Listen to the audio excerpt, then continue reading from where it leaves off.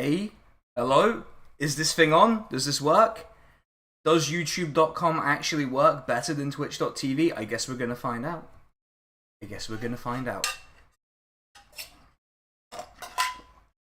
How's everyone doing? If there are people in the chat, you should probably say hi so that I know you're here. That is how the whole live streaming thing is meant to work. So if you are here, just let me know. Otherwise, I'm gonna look really stupid in front of the camera, and I'm okay with that. But like, it would be a bit. Where the fuck did I put my bottle open? Oh my god! Oh, I've ruined it. I've lost my bottle opener already. Hey, No Genius. Hey, how you doing? I need to find my bottle opener. Where did I put the bottle opener? Did I put it up here? That doesn't seem likely. Where would I have put the bottle opener? Have I lost my partner's bottle opener? No, nothing like that. We're not doing that. I'm just chilling tonight. I have some pizza in the other room. So for people who are watching the live stream over on Twitch, the pizza is good. It's still there. The pizza is still there. It's good. You know, it's good to know. Old username Johnny No Pulse. Oh God, I know who No Genius is. That one I knew. I knew who that was, at least. That's good.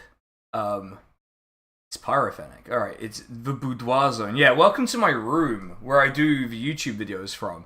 I wasn't expecting it to just be people from Twitch. That is disappointing in its own way.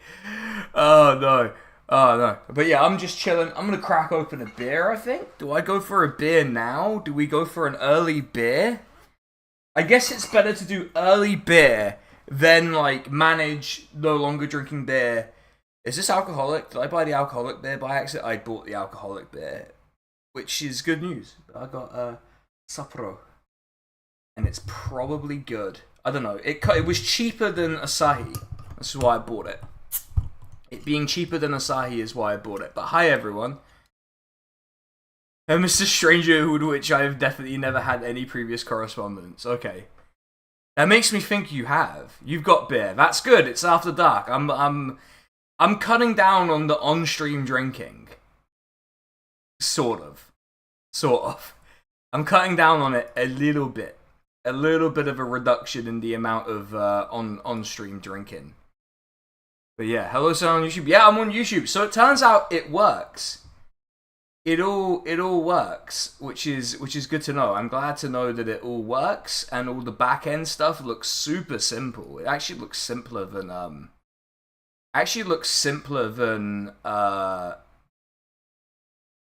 was actually simpler than Twitch in a lot of ways. So that's good to know, because I'm not saying I'm fed up with Twitch. Well, if you want me to get emotes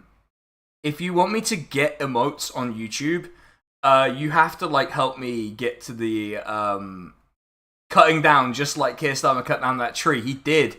I believe he cut down that tree. I 100% believe he cut down that tree. But what I was saying was, you need to help me get to like basic monetization conditions.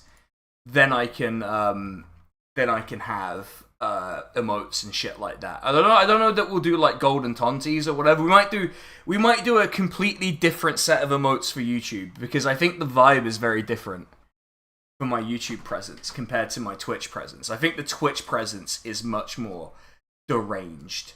Much more deranged. I think that's the nicest way to describe it, frankly.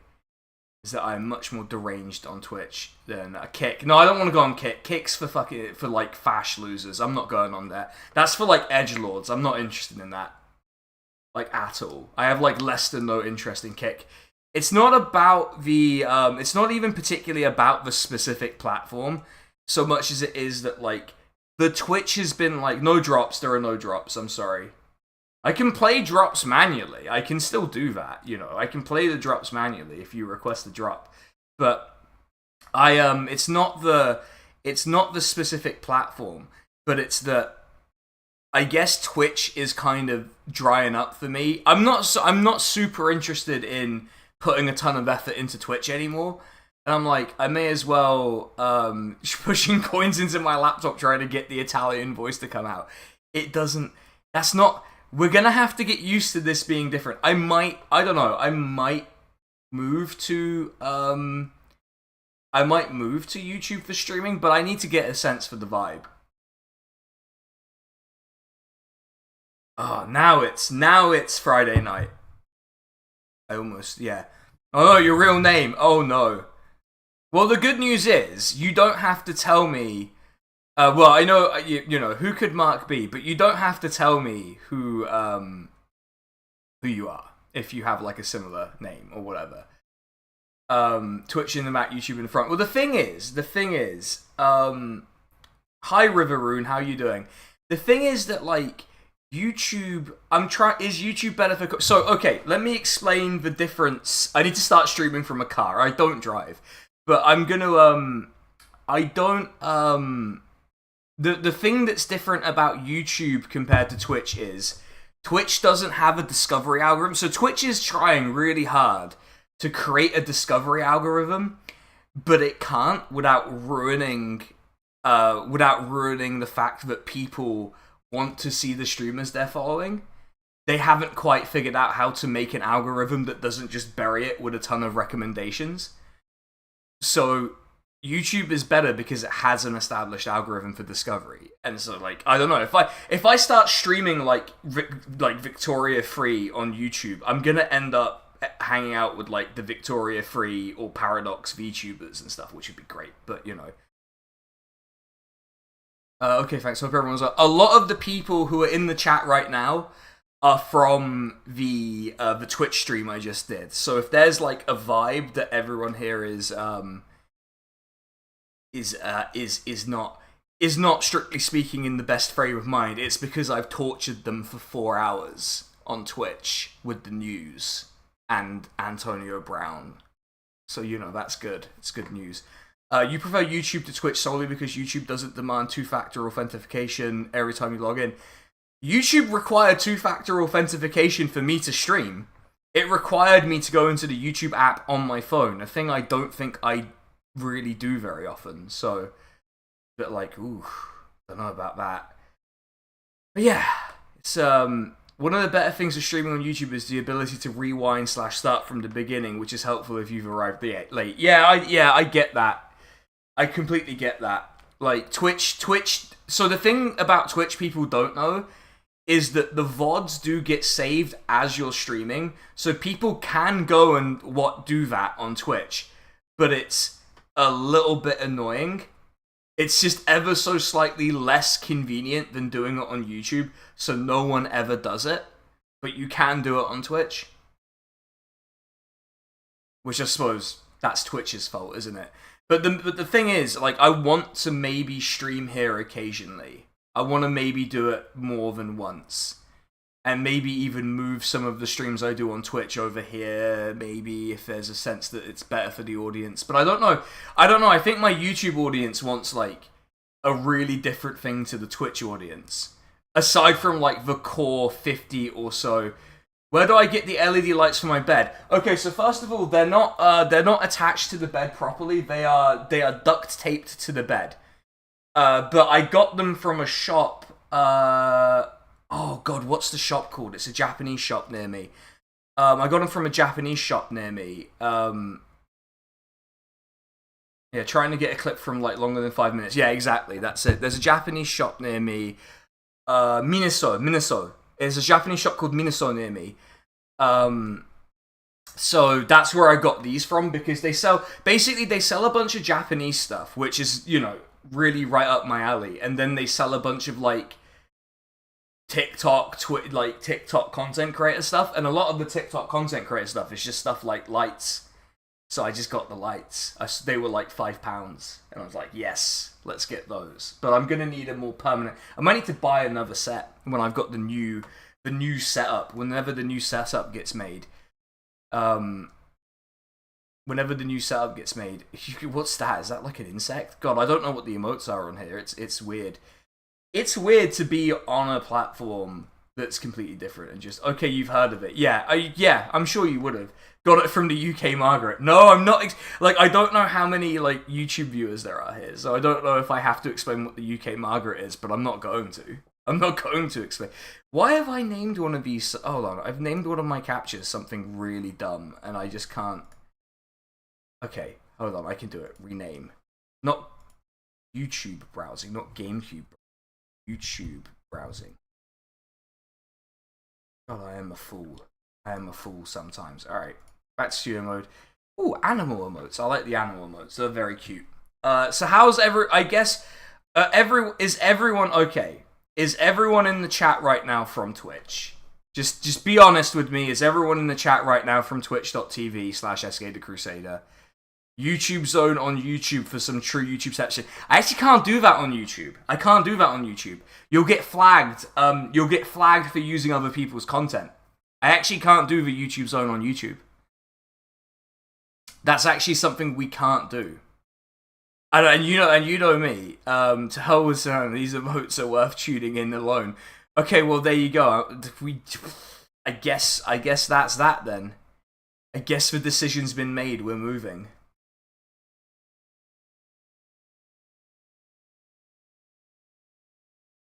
You're from Piss Island. Oh no.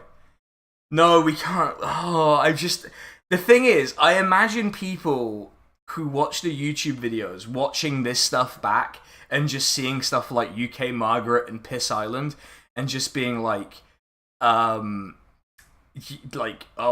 well, there you go. Everyone's gonna see like what I'm like on the other platform, which is great. Stream appears to be healthy. I'm quite happy with the stream health. It's doing better than Twitch was. Twitch was having a real nightmare today. I've just realized there's a problem though. My pizza is in the other room, and I'm in here, and the pizza's there. And I'm drinking beer, and I would quite like some pizza with the beer. So I'm gonna need to. I guess I could get a plate, but I don't want to have to do dishes. So I guess that's kind of the point of ordering a pizza. Yeah, you're too uncouth for me now. Yeah, bin the base. That's right. I'm abandoning the hard left base. I'm moving to the center. I'm moving to the center at last. It's been awaited for a long time, but I'm moving to the political center, and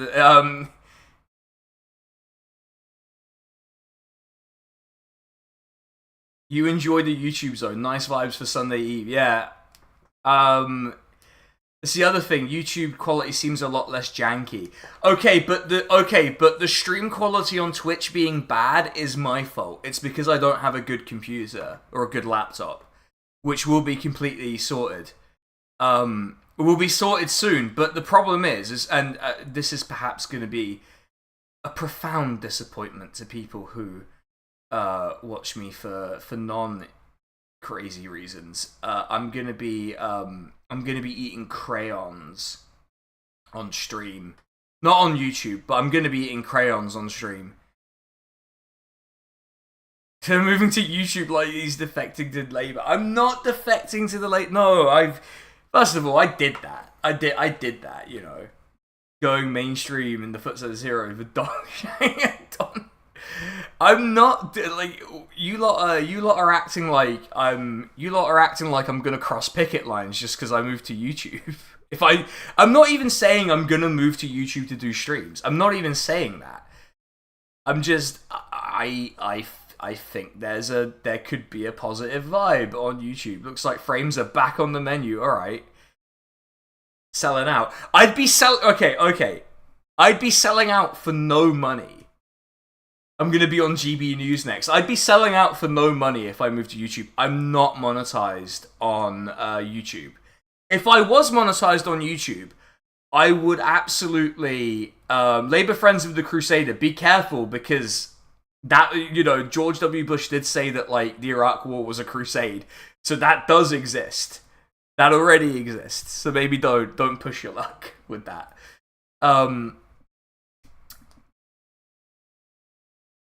You took our Scab Buster emotes. We see what you're up to.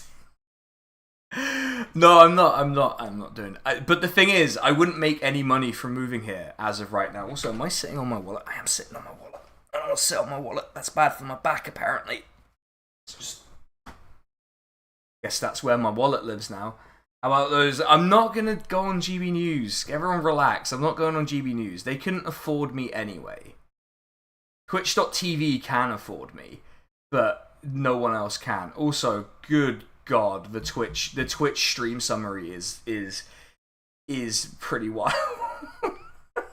Hold on, I'm gonna view the full Twitch summary because there were so many gift subs in that it's sitting on my money. I buy one pizza on stream, and suddenly I'm the richest person in the world. Am I? Is that how it is?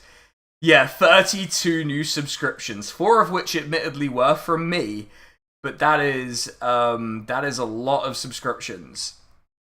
That's like more than I get in a month. So. Okay, everyone, how much money do you think I made tonight on stream? I mean, bearing in mind that some of it came from me, but how much money do you think I made on stream tonight? Guess in dollars. Pizza Kulak. Okay, great. That's good. That's what I like to see. Guess in dollars how much money I made on stream tonight. Compared to the 0 I would make here, by the way.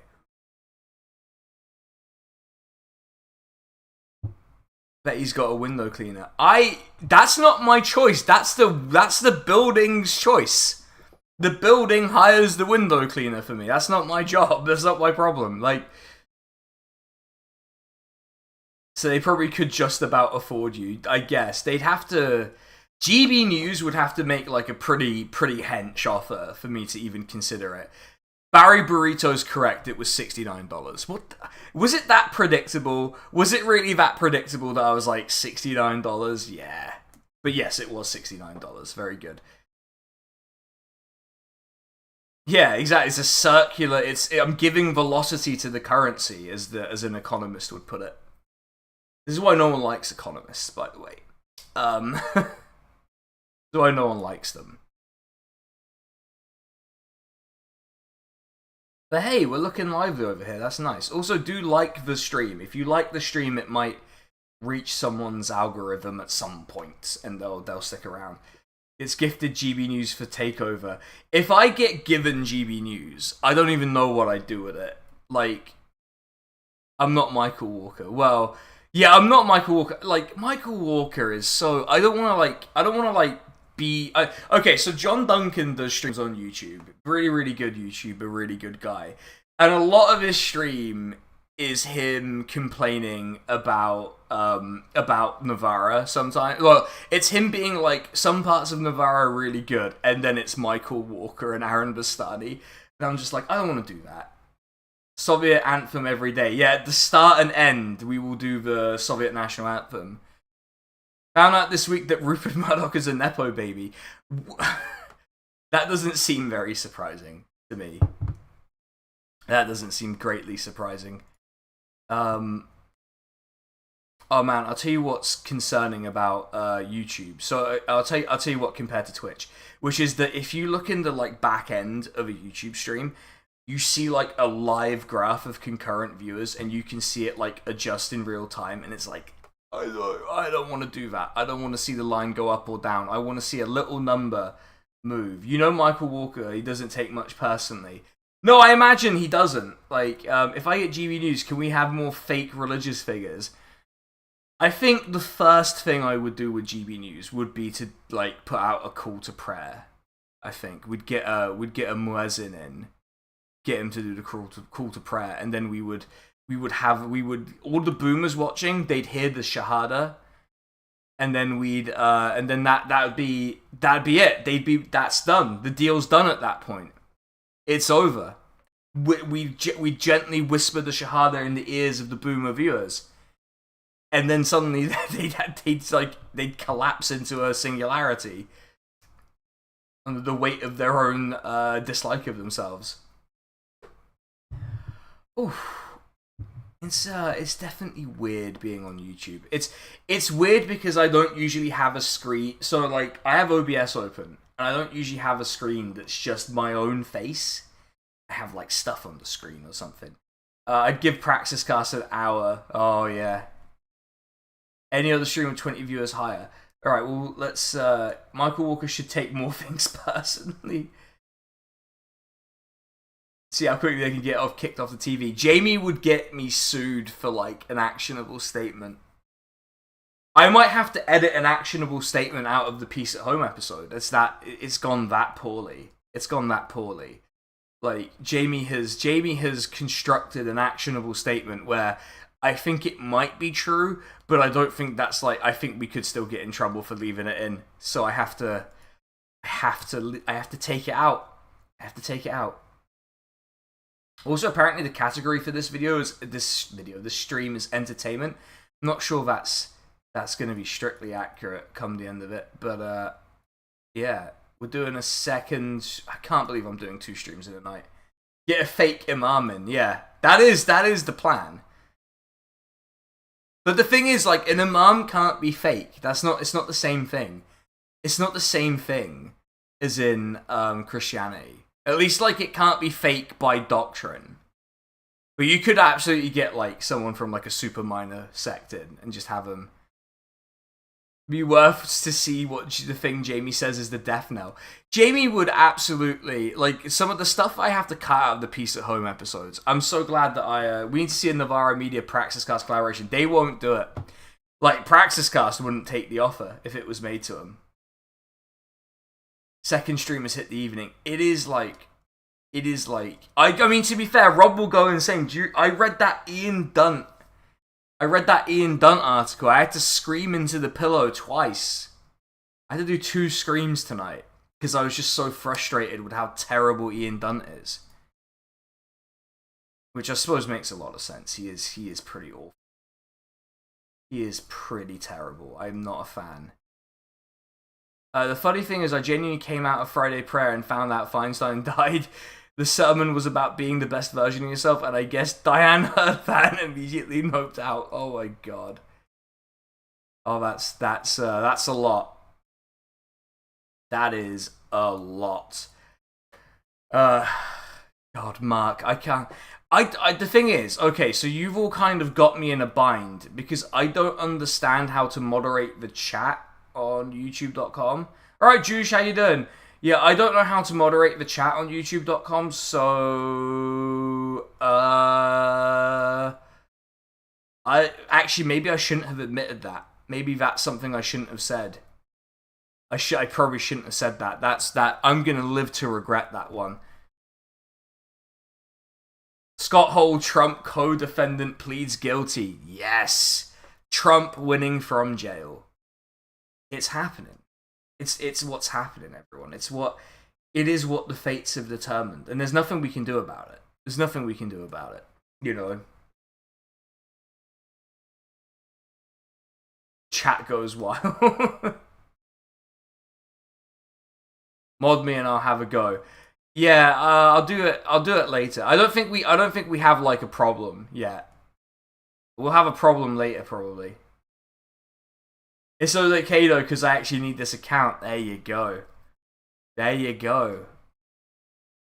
We got Mark. We finally got Mark to behave himself in the chat. Oh man, I want the pizza. I want the pizza. The main thing that's fucked itself here is that the pizza's in the other room. I want the pizza. I might go get the pizza, but I don't know where I'm going to put it. I don't have room in here.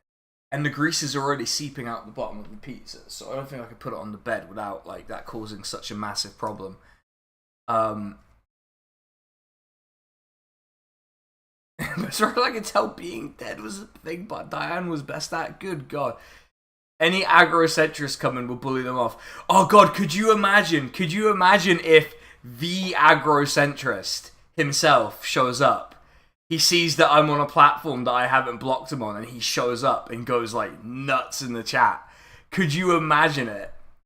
God, I could milk that for another like massive amount of views. Did I tell everyone what happened? Like, plate. I don't want to do a plate. I don't want to do dishes. Did I tell everyone what happened that night? Like when he showed up, like how much he fucked it basically, because he came in, went nuts, and then I made like 55 quid off him going nuts. So thanks for 1/3 of New Year's Eve, I guess. It was very funny. No, he didn't. Wouldn't it be funny if that's how you reach the monetized level? Let's make it happen, folks. Let's bringing so many people to view it. I just wouldn't ban him. I just let him, because the thing is, you don't have to respond. You can just let them like go nuts until they just sort of get tired or bored. But he's so like fundamentally angry that left-wing people don't treat him like a serious person, or don't treat him the way that he thinks he should be deserved. No, it wasn't New Year's Eve. That wasn't New Year's Eve. But it was I was just referencing the heavy New Year's Eve I had, where I spent a lot of money. Who is this? Someone I don't want to bring them up because they're just kind of a waste man, to be honest. I'm not interested. I'm not interested in bringing them up. What type of pizzas? I got pepperoni pizza. I ordered it on stream. Was it a certain man of stature? That's right. Ben, who is my co-host on Peace at Home, who you all know, but I'm just explaining for people who don't know. They were my mod on Twitch. They still are. But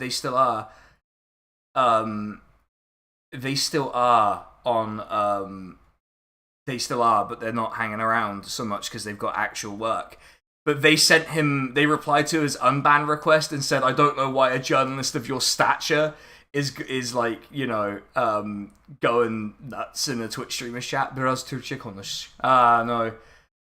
I don't want to speak Turkish on stream. I try and keep it in English on stream as much as possible, I think. Mainly because my audience is entirely English. Actually, that's not true. That's not true. Because I look at the translation statistics. Well, I can see the demographics anyway, but I looked at the translation stats. Apparently people are translating my videos into Japanese, which I'm not, like, concerned about. It's just a bit odd that people are doing the auto-translate into Japanese. I can't imagine it does a very good job of conveying my meaning. But maybe it does. Maybe it does. Oh, absolutely. I got banned from Twitter. My audience arrested and thrown in jail.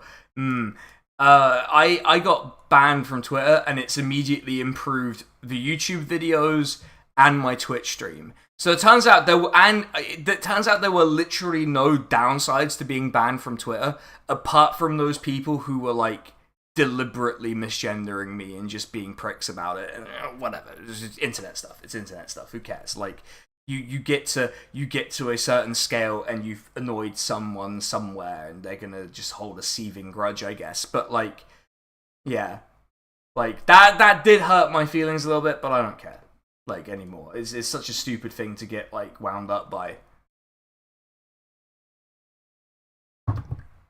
But there's been no downsides basically to being kicked off Twitter. So I'm not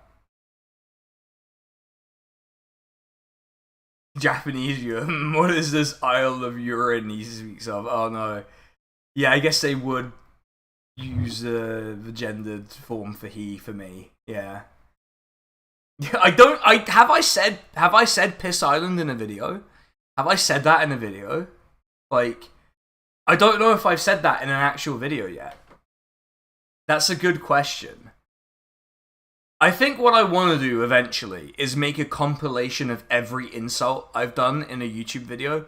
And I started making it, and then I realized it was going to be like an hour long. So I've made like a lot of videos, but about an hour of the time is me insulting people. It's a lot of them are me insulting Keir Starmer, actually. A lot of them are insults directed at Keir Starmer. Or wait, who else do I insult a lot? I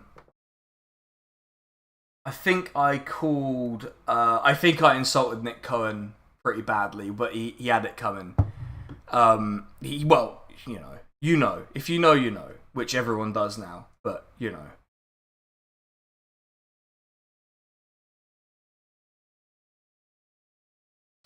But it's man. So because it's mostly the Twitch audience, I don't really know. I kind of was hoping for more of a YouTube audience to show up, but I don't know. I don't know if people here are all Twitch people or some people are YouTube people. That's fair, you're lush, indeed, yeah. But yeah, I don't know if people here are just Twitch people or if they're YouTube people, but I was kind of hoping to talk about YouTube stuff, but I don't think, we did a compilation of my Twitch out of context. That's just my shorts on here. I should probably post those to TikTok too, but I'm never gonna actually do TikTok properly.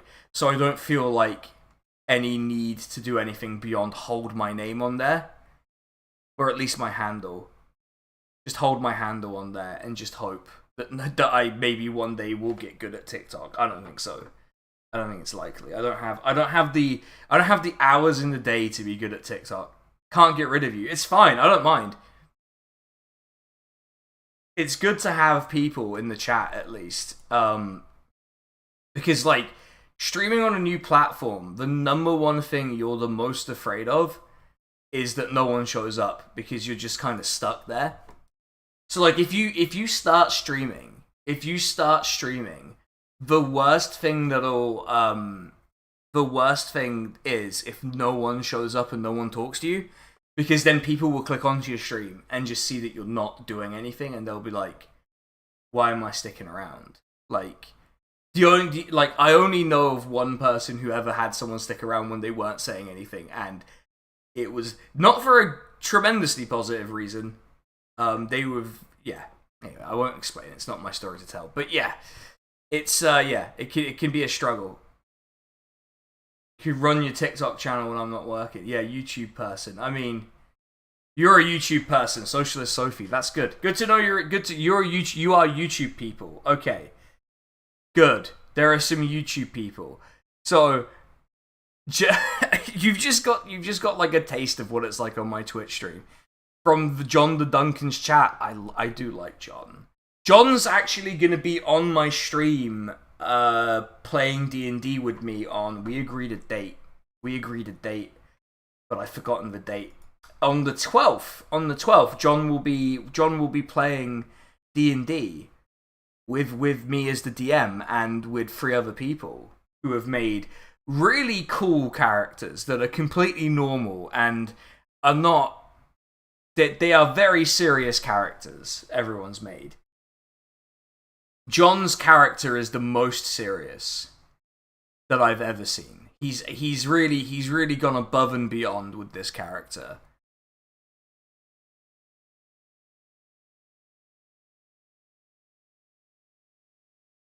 Do you think it's fair to use mum jokes on Twitter for people using pseudo-intellectual racist arguments? I think if the person you're arguing with is a racist, you can just kind of like, you have a wide remit to use as many, like, to use the biggest nuke you can on them. Like, that's, you know. Because the worst thing you could do is treat them with respect. You should not treat these people with respect. Treat them with the contempt they deserve. All the names that are normal, yes. There's definitely not a character. Okay, I'll tell everyone about the until this particular campaign, the worst name for a character I ever had in a D&D campaign. So, if you've watched the video I did about the monarchy, or the video I did about main character syndrome, I have a cameraman for those, who's a friend of mine called Matt. We met at uni, which is why we know each other. He was in a D&D campaign with me that I ran, and he had a character called Dijon Mustardson, but the D and the M were silent, so it was John Stardson, but it was written Dijon Mustardson. I was just like, am I gonna let this slide? Because I feel like I can't really argue with it now. I've let him make the character. I'm kind of stuck. So we just kind of let it slide. And to be fair, he was one of the funniest characters I've ever had in a campaign. So it was pretty good. But yeah, Dijon Mustardson. If Matt's in the chat, Matt might be in the chat. Actually, Matt does have a YouTube channel, but his YouTube channel is It's about drones. He has drones. Sounds cool. I'll try to remember to stop by. Never played or watch. Ever made it so fun. John invited us once, but I couldn't make it then. Yeah, it's you break out big nukes for no reason. Like the neon lights. They're not neon lights. They are LEDs. They are LEDs. They just look like neon lights because my camera's bad. And yeah, that is a mirror over there, which is for my clothes. It's my wardrobe and my partner's wardrobe. To be fair, her clothes also live there. But yeah, that's where the clothes live. I guess that's why there's like, what is that? That's a shirt. That's a bit of my shirt sticking out, which is very cool, very professional. Very good on my part to have left that there. What else can you see that like you shouldn't be able to see? I guess you can see my wallet on the bed because I was sitting on it, and you can see my bed, which feels a little inappropriate, but what can you do? It's not like I'm doing anything in there anyway. Partner's away, so my partner's away in Poland, which is why I'm doing this. Because I have time. I have all the time, and I have all the inclination to do it, which is great. We're about to be one beer down, which is a pretty good time to maybe get some pizza, but I could also have a second beer and then really like go at the pizza. Be good. Biggest nuke, you say? Luke Akehurst intensifies. Don't bring those names in here. This is supposed to be where I'm normal. I'm kind of confused by how American my audience is at the moment. My audience is super American. I'm kind of confused by it. I don't know why Americans are interested in the stuff I've talked about lately, but they appear to be, which is nice. I appreciate it, but I don't really know why. I don't know what the deal is with that. Also, Romanians were very interested in one of the videos. Apparently, that was pleasant. As you might imagine, the NATO video I did, the Romanians were very normal about that. And I absolutely did not get yelled at by an unironic Romanian monarchist. Like, yeah, the real victim of World War II was King Carol, apparently. I don't know what to tell you. It's just weird people out there. Alright, that is one beer. That is one supper beer. It's actually not a bad beer. I was in the Asian supermarket and I saw they had Asahi, but Asahi was like £2.50 a bottle. I'm like, I'm not paying £2.50 a bottle for beer. It's just not happening. This was £1.75, and it's actually not a bad beer. Maybe a little rough, but it's actually not bad. It is very much a premium beer, as it says on the label, but it is actually pretty good. Discovered the perfectly balanced taste. I mean, it does have a bit of a this is not the most expensive beer you've ever had flavor to it, but hey. Also, the ingredients are in Polish and Japanese and Greek, which feels a bit concerning, actually. Considering it was bottled in Ireland and there's no English on it, that does seem like a point of concern. But, alright, that's enough about the beer. What else do I have in here? It's a hot setup. What else do I have in here? Oh, I got Ellen. Okay. Oh, man. That's a hot setup. Oh, what, you mean the lights and stuff? Hold on, am I in focus? I might not be. I might be about to become blurry. Let's see if I can trick the camera. Apropos of nothing, I picked up an old transistored combo organ a little while back that actually used a bunch of neon lamps in the divide down circuits. Thought it was cool. That does sound really cool. God, am I going to have to trick the camera again? Come on, guys. Come on, camera. Recognize my face. Focus on my face. You do with more scatter cushions. No. Like, my partner. No, just no. Just understand that that's not a good idea. That's not a good idea. My partner will not be pleased if I offer that suggestion to her. She will be quite mad at me. Okay, looks like I tricked my camera. Hold on. Has my mum? People who are here from Twitch are going to be very excited to hear that my mum has offered an opinion on the. Okay, so my mum has backtracked on the issue of the tree. She doesn't think the kid's done it. She's backtracked to, we don't know who did it. Man in his 60s arrested. who I assume is a farmer, by the way. Also, for people who aren't in the UK, we're currently having a massive nationwide. The best word for it is probably like mass hysteria about a tree at Hadrian's Wall that got cut down, probably by a farmer, and not by the 16-year-old they arrested. Would have been my guess anyway. I don't think a 16-year-old did it. I'm just saying, I don't think the 16-year-old did it. I have my reasons to doubt, mainly because I was 16 once, and if I wanted to do vandalism, I did not drive to the middle of nowhere to cut a tree down. Although, admittedly, I guess Hadrian's Wall is something of a monument, but I wouldn't have done it. A man in his 60s, you say? Sakir Starmer, KC, a man in his 60s? Treefrax must have his revenge, oh no. Oh dear. What is... Wait, stream email? Oh, right, because I got paid money today. Hey, a new free trial patron. Thank you so much, Social Sophie, for the free trial patron. You've got, you have come at the worst time, because I'm kind of in a sort of a cooling off period. But yeah, FS or Tuborg. I like FS. I like an FS in the summer. Tuborg is like... The thing about Tuborg is, I've seen it at too many festivals, like music festivals in England, for me to take it seriously as a beer to have. But I prefer FS. But the thing about FS is, in the UK, so for people who drink beer in the UK, if you see Turkish beer and you see FS, and people will tell you that FS is good, because it's okay, it's fine, it's a Pilsner and it's fine. But like, you need to check whether it's brewed... Well, I guess nowadays this is not as big a problem for reasons you'll see. But you need to check whether it's brewed in Russia or not.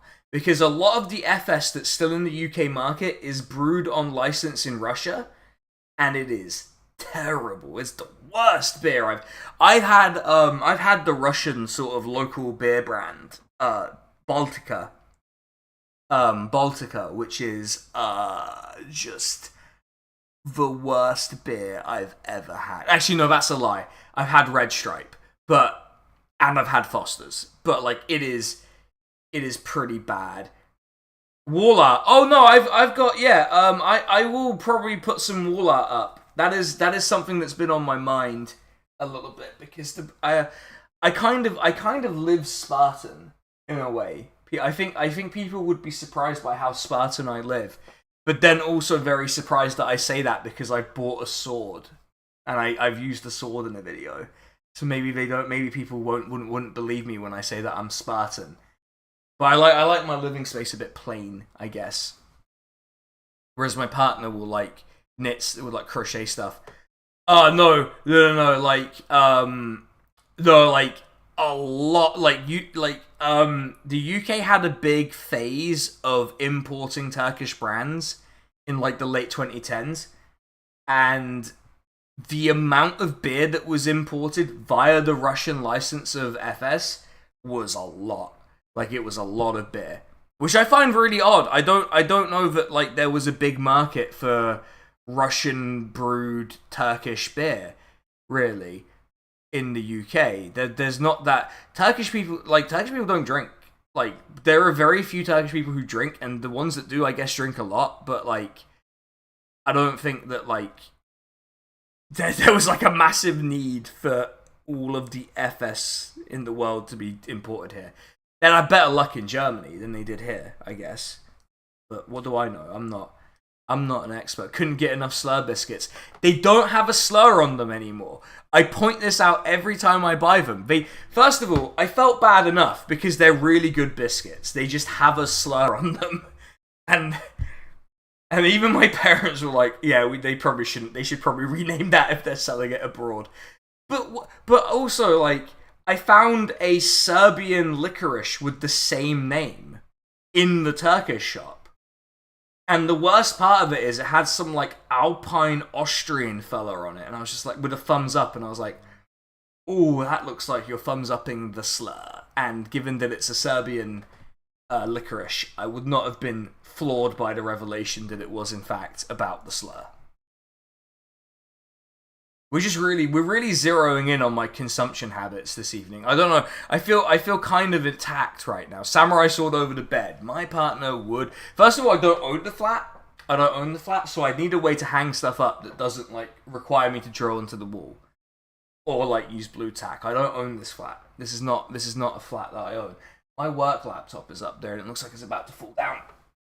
Just gotta make sure, because if I break the work laptop, they make me pay for it. And I have a developer laptop, so they're really expensive.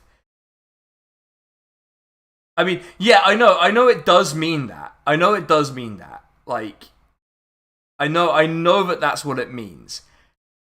But also, like, if you're exporting it to, like, dumbass, like, West Germanic language land, where that word is a slur, you need to, like, have regionalized branding for export.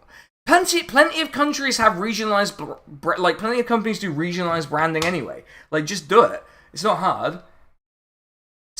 Pizza Hut wants to know how they did. I haven't eaten all the pizza yet because I'm on stream, but I would guess less swords, more flour and wall art. No. My partner's been very clear about the flour issue. She has explicitly told me on multiple occasions that the only flour she will accept from me is a cauliflower because, to quote her, then at least she can eat the flour. So I can only buy her edible flowers.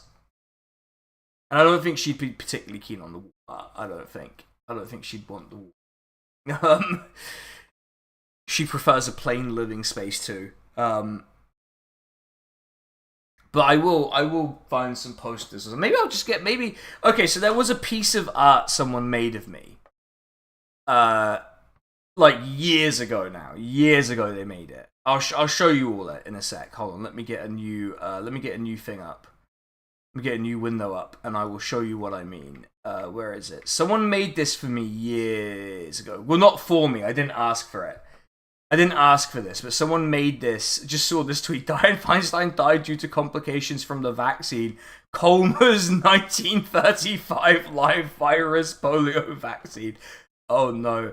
Hold on. Let me go to YouTube browsing, and then let me get that, and then let me get that, and let me. Okay. All right. This is the thing that someone made for me. This is the thing that Red Tickseed. I don't know if Red Tickseed's in the chat, but he does subscribe to the YouTube. So someone made this for me, and I really liked it. So I might. It's based on the anime Ulysses 31, but I might get that made into a poster for myself, but maybe not sell it as a poster. Maybe I'll sell it as a poster when I turn 31 years old. Maybe that's what I have to do. Also, I love that you can see my file structure up there, d/twitch/31.jpg. I keep it simple. If you know this about me, I'm a very simple person with my file arranging. But yeah, I quite like that. That was really nice. It was really nice of them to make that because of a joke on a Praxiscast stream. Not stream. Episode where I was I think I was going through like a depressive episode. It's good. It's quite good, right? Like, it's pretty good. I don't think I could get away with selling it as a poster, mainly because I didn't make it and I didn't pay the person who made it because they just made it for fun. But I kind of wish I could maybe get that on the wall when I turn 31. We'll just have that. Just a giant, just the entire wall back there, except for the radiator because the radiator's in the way. But, okay, we're back. We're back to full screen. But yeah, we can do stuff like that. Something like that. So, I'm going to check how the stream is doing health-wise, because it seems it's probably doing a bit better than it was on Twitch. Yeah, the stream is healthy. This is exactly what my doctor says to me. This is exactly what my doctor says to me. They say, you are very healthy. You're the most healthy person. Tremendous levels of health. Right. I guess let's do second beer, and then I will work out this pizza. And wait, what? Hold on. Do I have food in here? That's beer. Wait, did I put the beer bottle back in my bag? That's not good. That's not what a clever person does. I did. Oh, that's not good. That's not good. Found food. What is this? Canitas De chorizo. Oh, chorizo snack sips. I didn't have to read the Spanish, it turns out. Did I buy this in Lidl? I genuinely don't remember if I bought this in Lidl today. Alright. Stream is healthy, but we just wanted it in a cup. Yeah. Let's open this up. Let's see. I've got a pizza. I don't need to do this, but... It actually tastes pretty good. That's pretty good chorizo.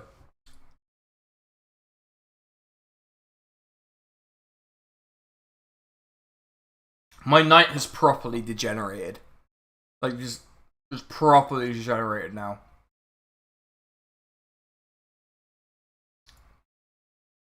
But yeah, hello to all 14 of you concurrently viewing at the moment, apparently. It's, that's kind of like what I would get on a bad Twitch stream. So it's pretty good sign for first stream. I'm definitely encouraged to maybe do a bit more on YouTube. Like a little bit more.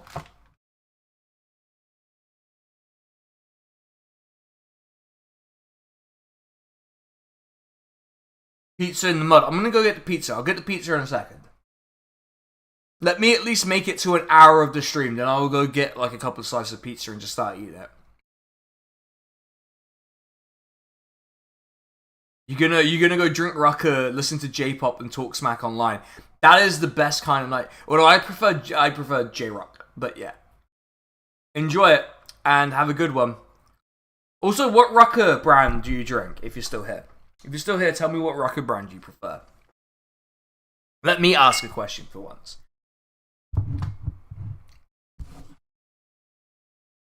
Because I'm a Tekirdağ boy, if you like.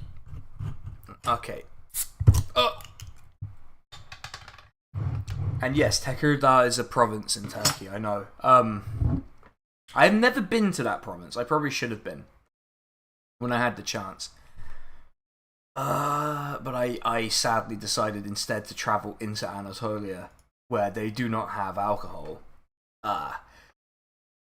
Which was a bit of a tough stretch for me. I won't lie at the time. Anything but Tekirdağ, okay. It's just because it's easy to get in the UK.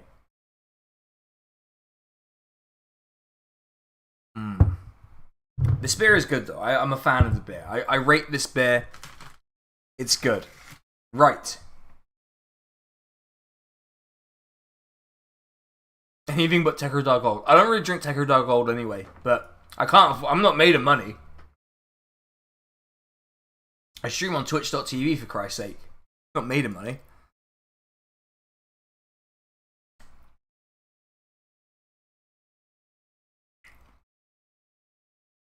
I find my Twitch statistics very... Okay, well, bad news, because my Twitch income from tonight is not $69, it's $73 now. So it's been ruined. It's all been ruined.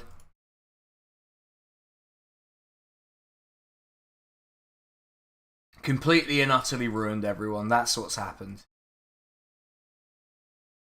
But on the plus side, it's it's a bit of bump 'em up. Accent is awesome. You should go. It's just Muhajirs who speak it these days. Oh, you mean like the Balkan Turkish accent, like the Balkan Turkish accent that's like that's very particular. I've only ever heard it in songs. I've never heard it actually spoken to me because all my family's from the Black Sea. So like my family sound like they're from Gagauzia in Moldova. Which is very weird. Very, very weird to think of. Because I've heard Gogol's spoken to me, and I'm just like, I understand this, which is good news, I suppose, but... Yeah. So yeah, there's some words you're going to need to look up if you're not Turkish in the chat. Or I guess they sound like Crimean Tatars a little bit, but... Not many people speak that anymore either.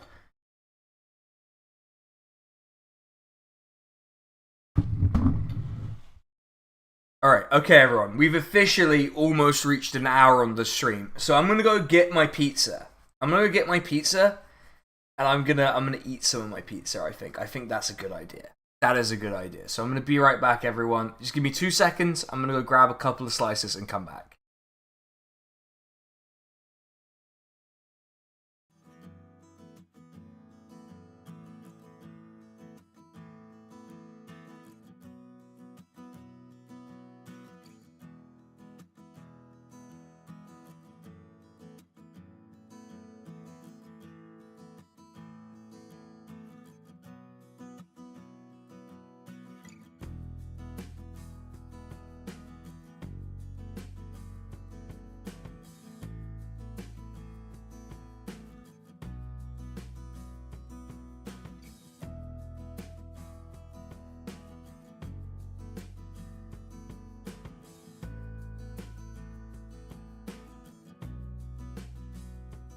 Alright, I'm back. There's a slot on the table that's like the perfect size for the pizza slices, so I've just put them in there. But pizza is real.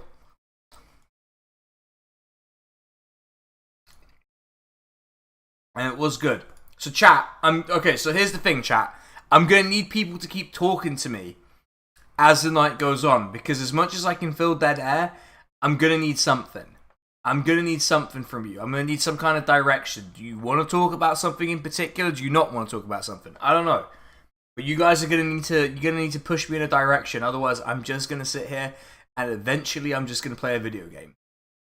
And you might not like the video game I play. I might play Europa Universalis or something like that. And then you'll be mad at me because you don't know what that is. Well, the Twitch people will. But like most of you might not know what that is. And what? Everyone's going to be mad.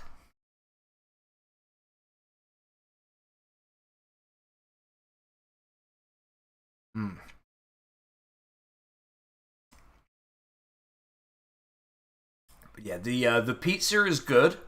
People wondering. It's a good pizza. If it wasn't discounted, I wouldn't have got it. Like, if it wasn't a tenner instead of like 20 quid, I would not have got this.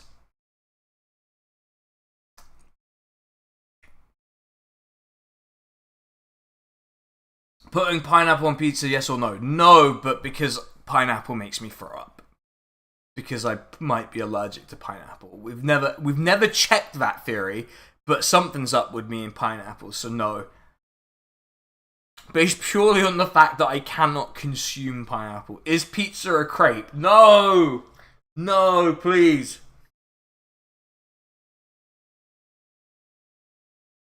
Please don't do this. Please don't do the crepe thing here. Is pizza a crepe? Yes.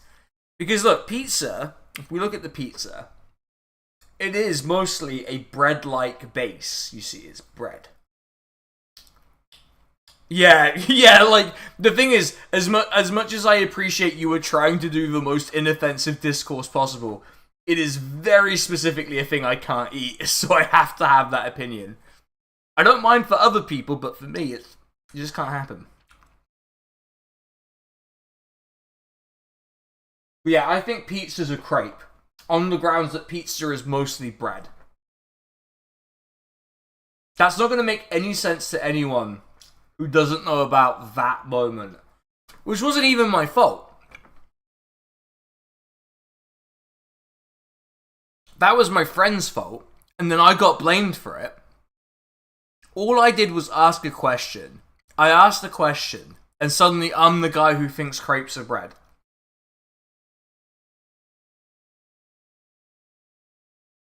It just feels very rude. What's a Japan trip plan? So, I'm planning to go next September, assuming everything happens the way I plan. I'm gonna get my visa for work and tourism. I'm gonna go in September, probably around mid-September, and I'm going to basically I'm gonna start in Osaka, which is near Osaka, because I'm gonna end up crashing with a friend at first, and then because I'll be there in autumn, I'll probably go south first, then north. So I'll probably go south towards like Hiroshima and places like that in the winter, and Okinawa and then I'll go back up north once it comes closer to summer, because it's going to be very unpleasant in some parts of Japan in the summer.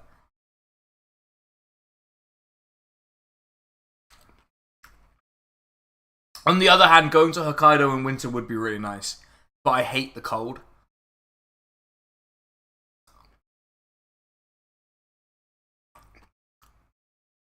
But yeah, I was actually watching a video because so for people who don't know what I usually do at this time of night, I usually watch like YouTube videos.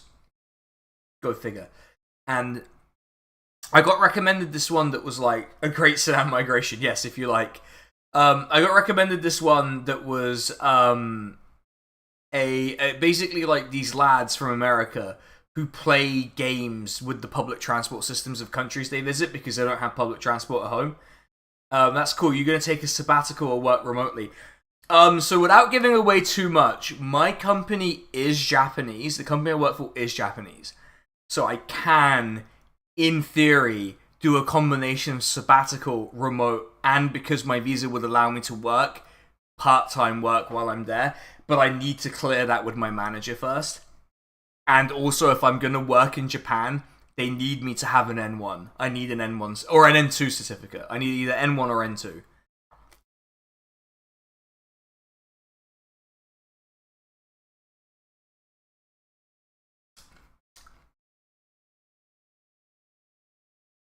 So I would need to... I would kind of prefer to take a sabbatical. But also, like, I get paid a lot for my job. I get paid a lot for my level of competence, so I'm tempted. I'm not terribly keen on letting it go.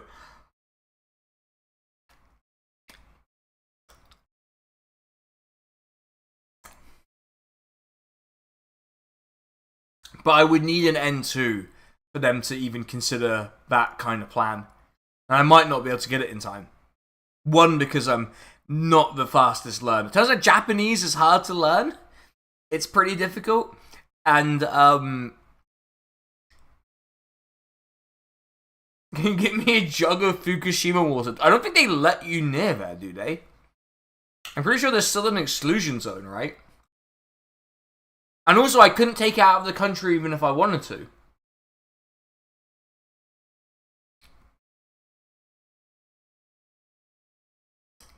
Also, what's the best sword to use to slice a pizza? Okay, so slicing a pizza, you want a curved blade. I'll tell you what, I would find very funny is, because it's going to feature in a D&D campaign, maybe. This is potentially, like, blasphemous to some. So I hope everyone's excited for this.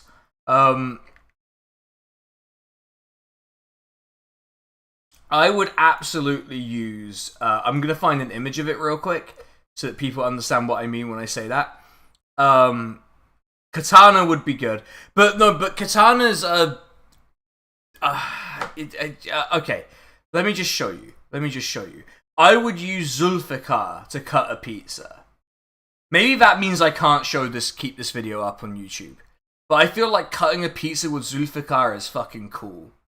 It would be a very fucking cool thing to do.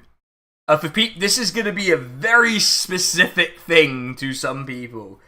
I don't know how many people... I think there's like 3 people in chat who will know what Zulfikar is. And why I'm like... But I would absolutely love to have a replica Zulfikar and cut pizza with it. It's a cool sword. It's a very cool sword. That's the wrong thing. We had some technical moments there. Oh, I noticed a dip in people as soon as I did blasphemy. Well, that's very strange. But that's what people wanted from me. You're hearing a lot of can'ts. Yeah, like, how am I going to get to Fukushima? I mean, I know how to get to Fukushima generally, but, like, it's not like the Chernobyl exclusion zone where you can just pay a local guy to sneak you in. Maybe not anymore. You can't really do that anymore. But you could just pay a local person to sneak you in. Sword pizza cutters is a good business idea. I'm just not doing it. Hold on, should we change the colour? Oh, I like the red. The red, I can, yeah, green looks bad. Green's bad. Give me red. About this. Oh, bonus points for famous swords or what? So you get like an Excalibur one. Let's go back to purple. I kind of like the purple. Purple's good. Purple's good. It's a good healthy color. The red kind of makes me look like a Sith Lord. I kind of like that. I kind of like the Sith Lord vibe of red. I'm a fan of it. You need to Japan, which would be cool to cut pizza with and then brandish it filthy shot. No, I do need. Okay, all right. So peek behind the curtain, I guess. So I had a Halloween video idea, which I can't do now because I need a long time to edit that idea because it would require a lot of special effects that I, to be quite frank, do not know how to do because I'm not a video person. I'm just not. Which is ironic to say on your YouTube channel. Purple Labor. I mean, yeah, just it's what Keir Starmer would want. But I was going to do a video idea that would require me to have two swords, which gives away what the idea would have been for Halloween. But it would have required me to have two swords, and I was wondering what the second sword should be. Because the thing it's based on is very particular. Get Red Tixie to do it. I want to do it myself. I could easily go at Red Tixie and be like, edit my eyes so they look like the character. And they would probably be able to do it. But I want to do it myself. I think the point of it is to do it myself. And so this is not like shade on Red Tixie. It's just a general fact of outsourcing parts of production. Which is that if you outsource parts of production or editing or whatever, you're at the mercy of other people's timelines, and I don't like that. I like to be as like self-sufficient as, but I like my stuff to be as self-contained as possible. So I just like minimal like reliance on other people for it, and that's not like I must do it myself. I am the great individual or whatever. It's just like I have a very particular. I get very anxious. I get very anxious when I deviate from my schedule that I have, that I publish, that I tell people about. Right, I tell people about the schedule as much as possible because I want people to sort of to be aware of what I plan and when to expect stuff from me and stuff like that. And it's hard, it's difficult. It's difficult to sort of let your creation go into someone else's hands.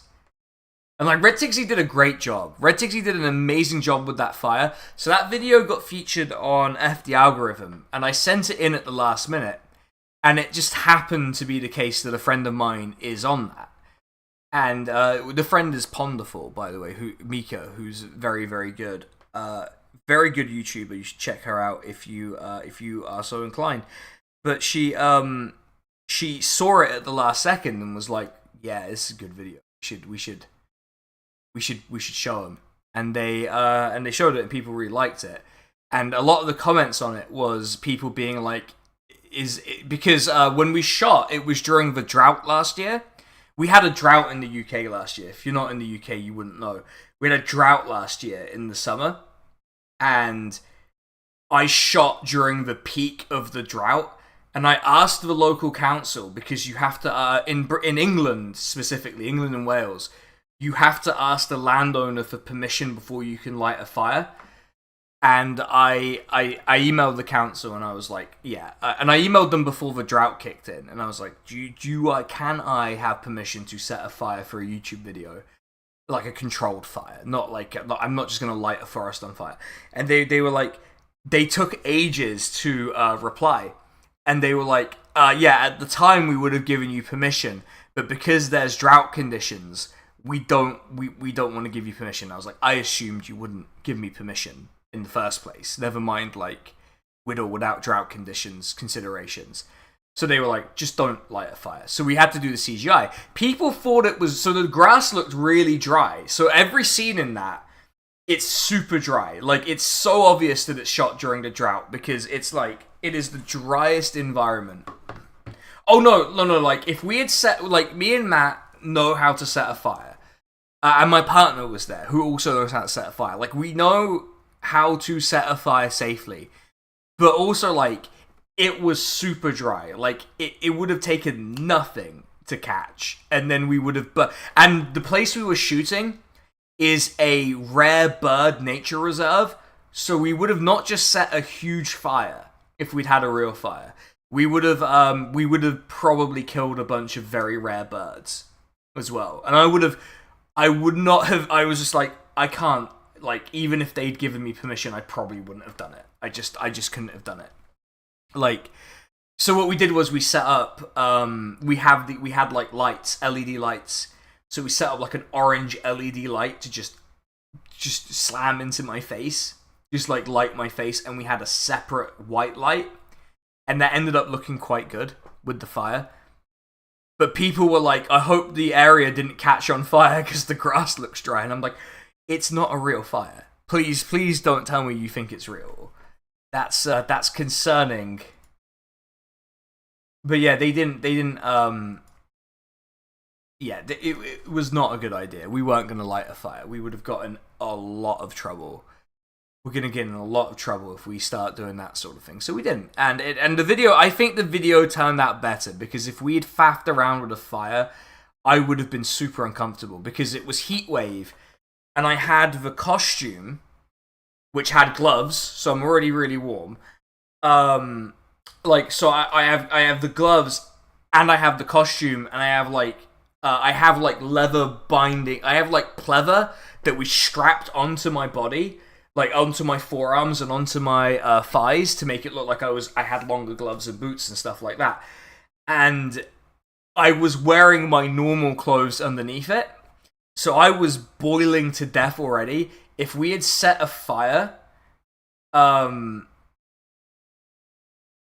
if I had set a fire, I would have just been like, I would have been dead. Like, I wouldn't have been able to do the video. Serious one. Feel I have things I want to say, but because I do it on Twitter as an anonymous voice, it goes to the void. Means I can't get recognition or impact.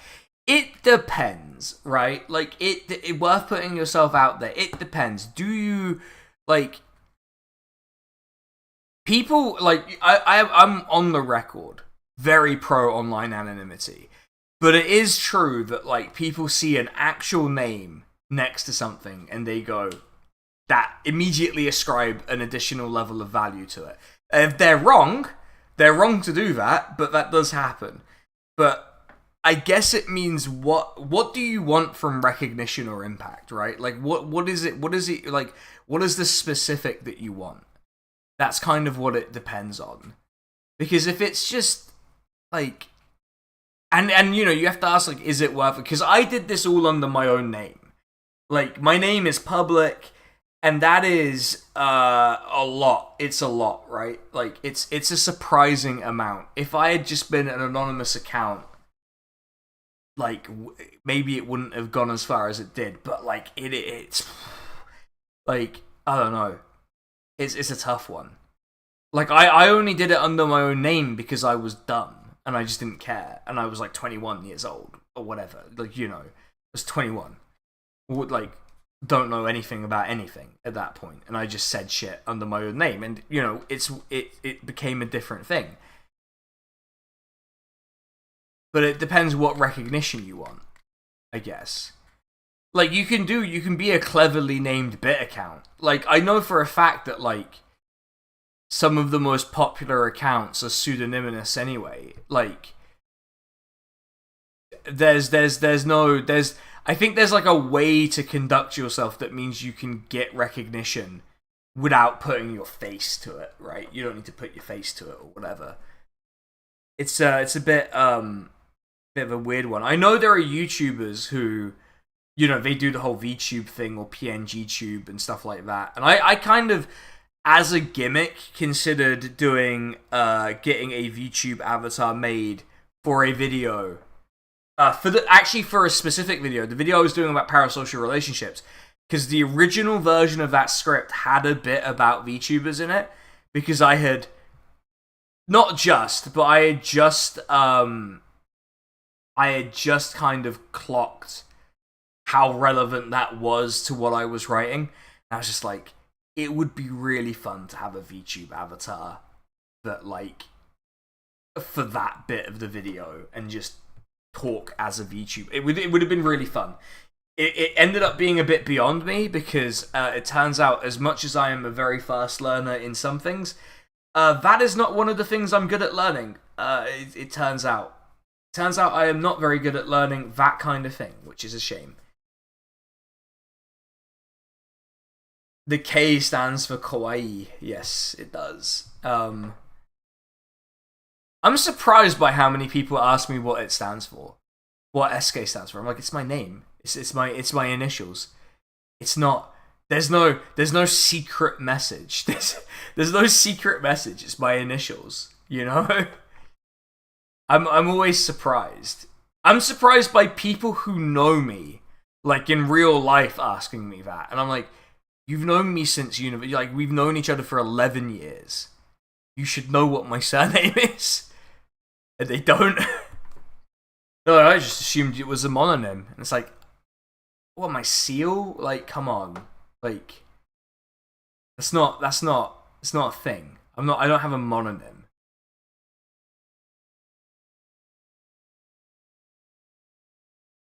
Oh, man.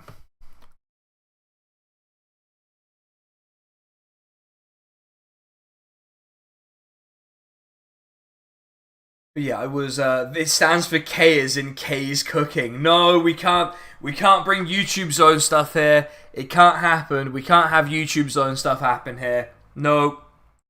Veto. We're not doing that.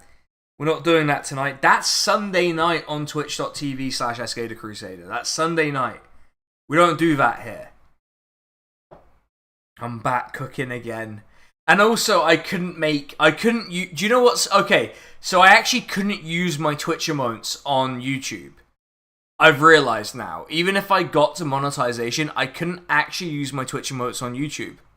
Because a lot of them contain, like, other YouTubers or real-life political figures, which I'm not sure you're meant to do on here. You're not really meant to do it on Twitch.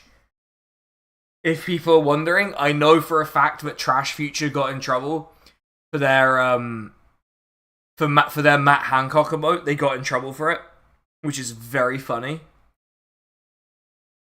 And I'm just like, how could you take away their Matt Hancock emote? Come on, man. It's not fair. No YouTube Zone yet. You're on YouTube. What we'll do is we'll watch the stream back on the YouTube Zone. That's what'll end up happening.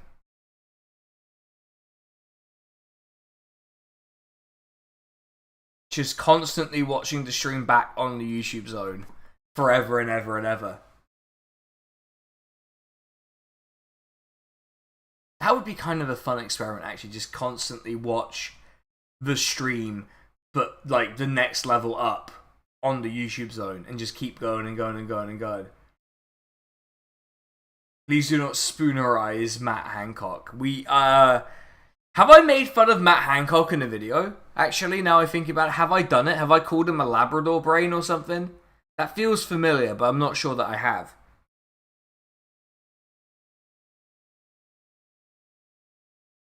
But also, Matt Hancock is the most cringe midlife crisis MP.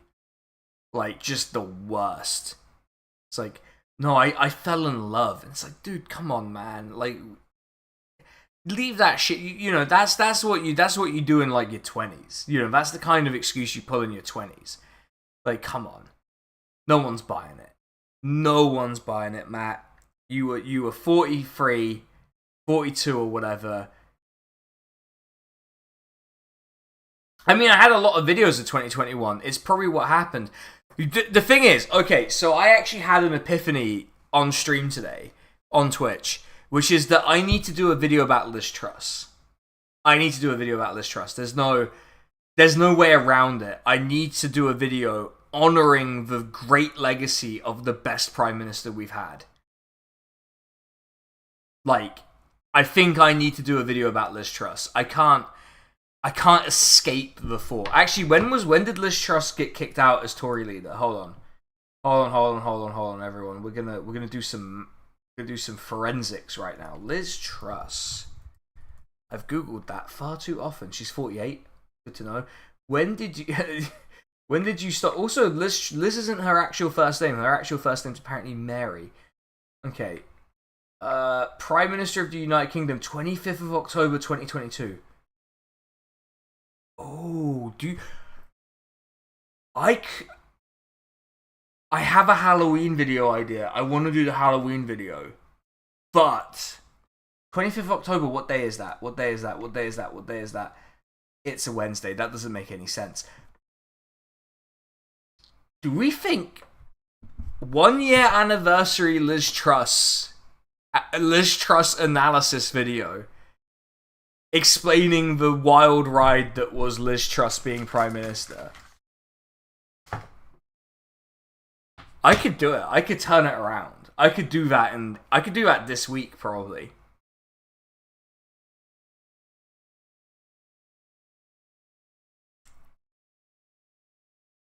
I'm very tempted.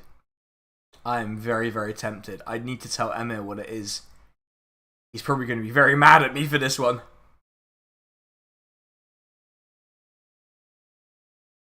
I'll sleep on it. I think I'll sleep on it. I'm a couple of beers in. A lot of bad ideas happen when you're 2 beers in. The great ideas happen at 4 or 5. The bad ones are really 2 or 3.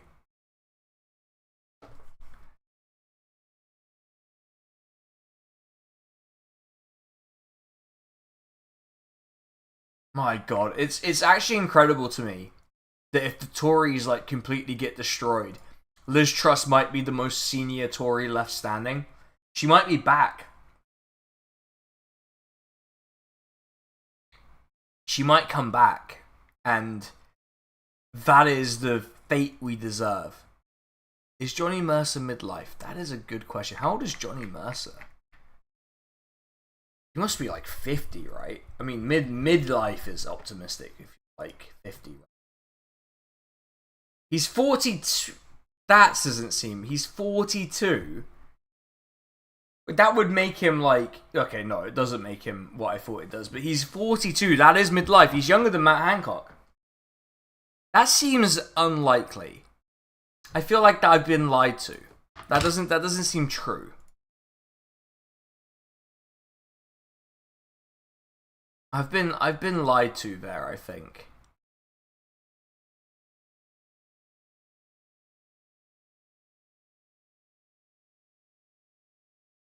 All right, okay, chat. I'm gonna need you all to keep talking to me because it's gonna fizzle out otherwise. And I've still got at least one more beer and a can of melon soda. Do I have a can of melon soda? I think I do. I do. San melon. That's not what it says. I don't think. Anyway, I got melon drink. It's all good. No one tell Kinyu about the melon drink. What war crimes do to a MF? I mean, like, okay. He doesn't look like awful, but he doesn't look convincingly early 40s.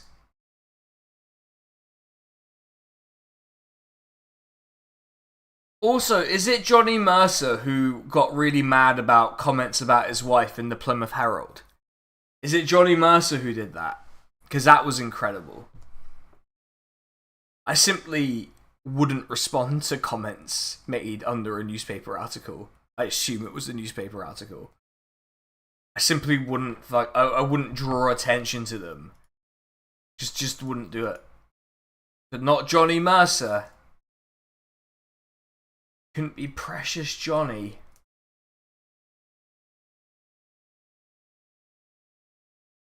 Oh man. So I'm gonna guess. I was gonna ask what you're all doing with your Saturday nights, and I feel like that's. Have I tried those new drinks with big chunks of coconut floating around? Well, mogu. I've had mogu at a sushi place. There's a sushi place near me.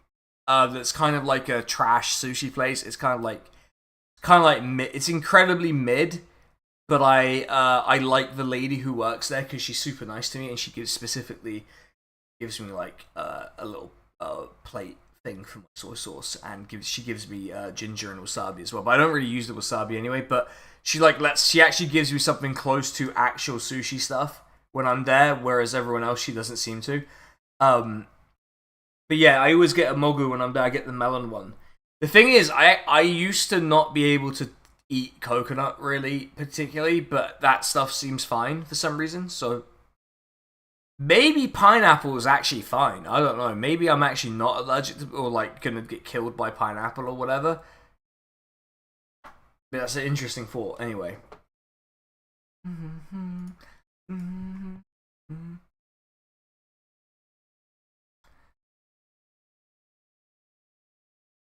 What is going on? I'm getting tons of. Oh, I'm guessing Elon Musk has done something because I've got a bunch of new followers on Blue Sky. I'm just going to assume that. But yeah, I've had that stuff and it's really good. I already like drink a lot of bubble tea as it is. I mean, compared to how much I should probably drink, I just dropped a bottle cap. That's a really bad idea. Not in the bedroom because I'm gonna step on it later and then I'm gonna be really unhappy. Yeah, okay, we recovered the bottle cap. We recovered the bottle cap. I can see why my partner's like, don't drink beer in the bedroom now. I understand why she says to me, you shouldn't do that, you know. But she's not here, so it's what's happening. Too bad for her. She's not here. She can't punish me for this. Well, not that she would. I'm not a child, but you know. She also cannot get mad at me for this. Well, actually, she absolutely can get mad at me for this, but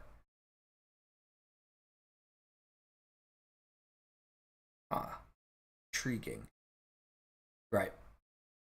Something about wanting Siemens examples when you take out a Twitter subscription or some shit. Oh. Yeah, I'm assuming he's just done something extremely off-putting and obscene, and just like people have gone like, no, I'm done with this. And the thing is, I like people who are old enough in the chat, which I'm going to assume is basically everyone, based on my like demographics information that I get. I'm going to assume basically everyone is old enough to know what I mean when I say this. Twitter has the sense of a platform that is undergoing the long, slow process of platform death. Like, it feels like how the old forums felt when social media began consuming a lot more of the market. Like, it feels like that's the direct... Like, it feels like whatever it had, it's gone. And I'm not just saying that because I can't... Well, I can be on there, but, like, I'm not going to expend the effort to be on there. Like, I was chatting to Jack from Realpolitik, and he was like, yeah, you know, a hiatus. And I'm like, Jack, mate, like, I'm done. Like, I'm done with YouTube, with Twitter, not YouTube. I'm not done with it. I'm just like, it feels like... I'm not going to name the forums I hanged out on. Not because they're, like, especially bad forums, because they're not. But, like, people assume which one of the old forums I was on. And I always find it funny to see people guess and never confirm what one I was actually on. You once made homemade pineapple beer. That has reminded me of a bar crawl I did pre-pandemic. It was a long time ago. Bar crawl, some housemate of my friend, probably my best friend still, although he's fucked off to Brighton. Not Brighton, Bournemouth. One of the two. He's from Bournemouth, even though he claims to be Welsh. He had a housemate who just invited me and a couple other people out on a bar crawl. We went to like this bar I never go to because its clientele is the most like annoying posh boy. Like, the more annoying posh boy end of the Six Nations fan sort of type of person. And that all aside, they had a mango ale, and it was the best drink I ever had. Like, it was the best alcoholic beverage I had that wasn't like a cocktail where I'd added a ton of sugar to it. And it turns out I should have been adding a lot more sugar to my cocktails. Well, simple syrup, but turns out I should have been adding a lot more to it. Because I don't add enough, apparently. But yeah, that was good. I missed that drink. It was the peak of summer, and it was just like the most perfectly refreshing beer I'd ever had. Now it's gone. It's just gone. I'll never find it again. I will never find that beer again. It is the greatest tragedy that has ever befallen a person. At least a consumption-based tragedy, anyway. And I mean like a frivolous consumption-based one. Ah, well. I'm sure they sell it in the shops. I'm sure it's the kind of thing they sell in the shops. I'm just too lazy to find them. Also, I'm going to really need to go to the gym tomorrow to make up for this, because this is a lot of calories. You try to brew more fancy beers, like, yeah, you're 30, you remember MySpace and AOL dying. Yeah, I'm 29. I'm 29, I know.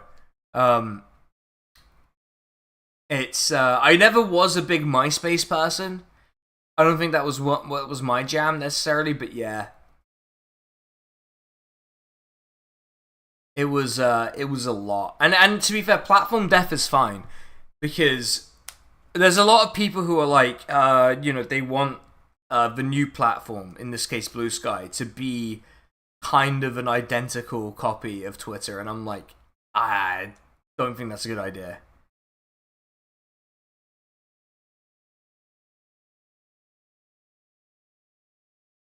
Twitter has definitely bitten the bullet at this point. Unfortunately, this specific bullet was hip-fired by the world's most insecure emerald magnate.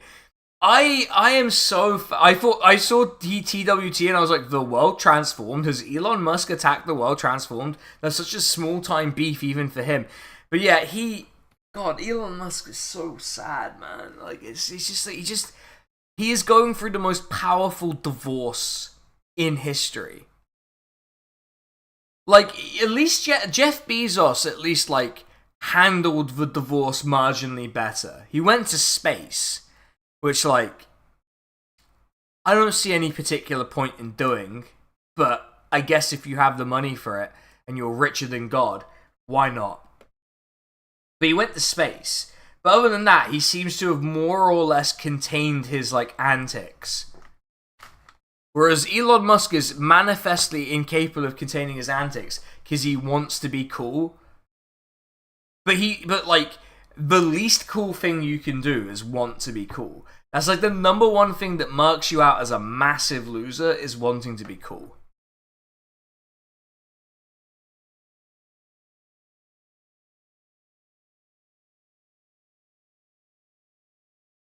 Yeah, he went hog wild having fun, and you know what? Like, I don't think he should be a billionaire. I don't think billionaires should exist. But you know what? If you're gonna, like, if you have it, if you've got them, smoke them, right? That's it. Going in a most divorced man competition, and my opponent is Elon Musk. I can't stop insulting people on the YouTube channel. I just can't stop. I'm too good. But yeah, the sheer power of the divorce is really, really impressive. The audio stream's current bitrate lower than the recommended bitrate. Wait, hold on, everyone. Is the audio coming through okay? Him and Lawrence Fox in a race to be the world's most divorced man. Like, man. Yeah, I never liked any social media. Before Twitter, I joined Twitter in 2009, and I got to see the best days of it. It's been waning for so long now, time to die. Yeah, like, it's time to move on to something else. And, like, I'll tell you one thing is, so I had, YouTube people, the YouTube people in the chat. If you want to know, I had the best month I've ever had on YouTube. By some margin, too. Last month was also the best month I ever had on YouTube at that point. So it's been pretty good. But using Twitter as actually kind of more of a social network turns out has worked for me. So I'm just expending some of my posting energy on the audio. Seems fine. Okay. It's just that it's suggesting the audio bitrate is a bit low. I don't really understand how that can be the case, because my audio bitrate is 160. So basically YouTube's lying to me. It's lying to me. It's doing the thing.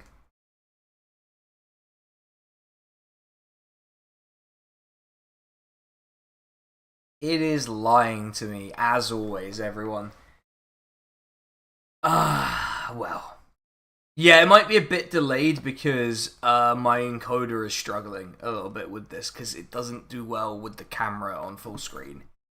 Doesn't appear to do very well with it, but anyway. We'll have to live with it.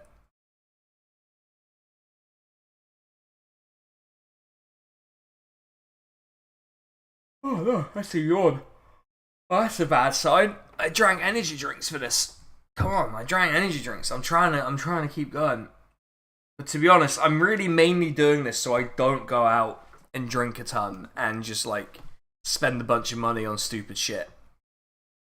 Because if I was left to my own devices, I'd be like, I'm gonna buy some kind of special edition like card from a game that I don't even play. I just want to have it. I just want to have the thing. So I'm stopped. Because when my partner's here, I feel like some shame. Because I'm like, she's gonna see the thing I bought eventually. I'm gonna have to explain it to her, and she's not gonna like the explanation, so I don't do it. But when she's away, I'm like, I can do express delivery. Never has to know what I've done. Never has to know until she watches the video of the VOD of this, and then she'll be like, well. Oh, I know what you did. She's going to know about the pizza, that's for sure. I've mentioned it across 2 separate websites, across 2 separate streams. I'm going to get caught on the pizza front. You're like, you ate a whole pizza and you know, you meant to be on a diet? And it's like, yeah, I did do that. And it's fine. I can just lose weight later. Maybe. Get around to it. I am trying to deliberately lose weight. It is a deliberate weight loss thing. It's not like a weird thing.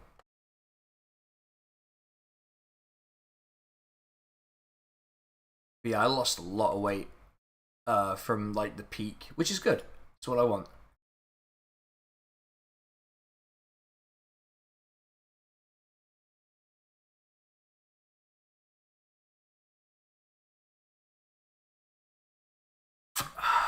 That's beer number 2. God, I hope I don't have a hangover tomorrow. That would be very embarrassing. I'm just thinking about like the most embarrassing thing that could happen is probably me having a hangover tomorrow after drinking a grand total of 2 beers. Maybe a third. I'll have the third. I'll finish off the third one. And then we'll see how people are doing. But I guess because YouTube people, you don't get to talk to me live so much. You do not get to talk to me live so much. So if there are YouTube people in the chat, or people who primarily interact with me through YouTube, now's a good time to ask me questions, because I've had 2 beers, and it's late, so I'm a bit tired. So I might answer a bit more honestly than I otherwise should. So if you have questions for me, now is the time. I was supposed to play GameCube games tonight, but I don't think that's going to happen. I don't think I have the required... just give her a cauliflower, then turn it into a pizza crust. That's a good plan. That's a good plan, actually. She would be very into that. That's the thing. That's like... I describe my partner very well to people, because people say stuff about her, having only seen her on one stream, and even then she was wearing a mask, and people, like, describe the things she would want perfectly, so I must have a very good understanding of her. Or at least describe her extremely accurately. Which I'm good. I'm happy about. I'm glad that I know my partner that well. I guess I will get her a cauliflower. Or something of that sort. The trick is to always bring it back to more pizza. That's the agenda. Yeah, I'm gonna need to eat that pizza somehow. I guess it's tomorrow's breakfast in part. Cost me a tenner, so I guess it's not bad for it to be like part late night dinner, part breakfast. It's fine. In fact, that's efficiency, really. Oh no, that's a yawn. I better get another beer in. Alright, let's get another beer in. It's the last beer, it's the last Sapporo. I've had a blaster. The vibes are really different on YouTube to Twitch. First of all, the back end is much easier to understand. I can see why a lot of streamers, like Paradox streamers, like streaming on YouTube, because it's a lot simpler. Like, the back end is a lot simpler than on Twitch, which is nice. And also, it's like not that complicated to do. As long as you plan your stuff ahead of time, it's actually pretty simple. So maybe I will. Congrats on the weight. That's cool. You're vegan. Recommend looking up homemade vegan recipes. I eat a lot of meals that are vegan, to the surprise of a lot of people. To the surprise of a lot of people, I eat a lot of meals that are vegan. At the very least vegetarian. A lot of them are vegan. I actually don't eat meat that much, compared to how much I used to eat meat anyway. Which I think surprises some people. But yeah, I got really into making barley bowls lately. I'm not sure if those are vegan or vegetarian. I'd have to think about that. No, they're vegan. They're vegan, yeah. Twitch is so unnecessarily difficult. I think there are two things. One is that Twitch requires a degree of I think if you're gonna stream on Twitch, you need to have at least like 2 or 3 people who will stick with you in a chat, because there is no discovery algorithm.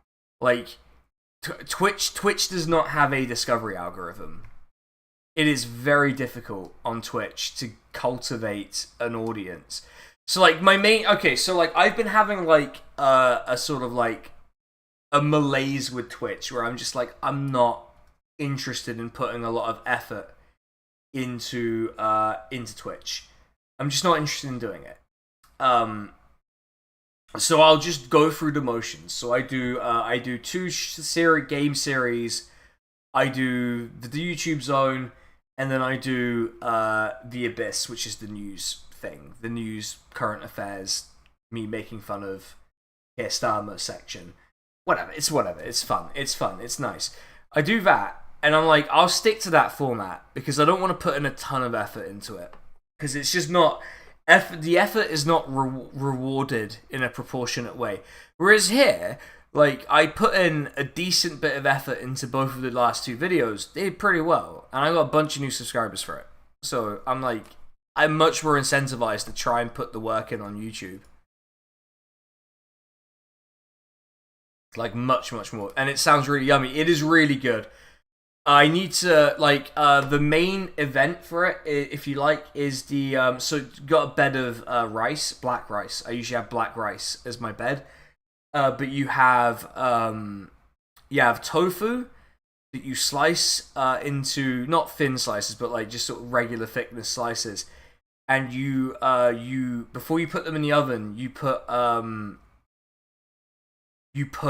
peanut sauce on it that you make at home, and the peanut sauce is got peanut butter, soy sauce, toasted sesame oil. The recommendation is like honey, but I use rice syrup, garlic clove, 3 slices of ginger, and and orange juice. You put in orange juice as well. You put in like a little bit of orange juice, and that makes a really. And if it's not salty enough, you add a bit of salt. Great, really good sauce, and you use it to dip the stuff from the bowl in. You've heard quite a few different people say it's the most difficult time to grow on Twitch ever. It definitely is. And the thing about Twitch is I am pretty content with the audience I have. Like, before, there was a time where I was like, I want to get partner, and I want to hit this sort of growth curve, because it was my sole income, right? It was the only thing I had to make money. So, like, growing on Twitch meant I got to, like, live.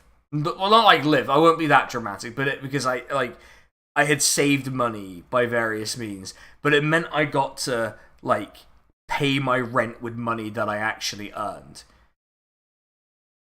Oh yeah, you can throw in sriracha into it. I usually throw in like a good bit of sriracha into it. I have like a yuzu sriracha I throw in there as well. For the peanut sauce.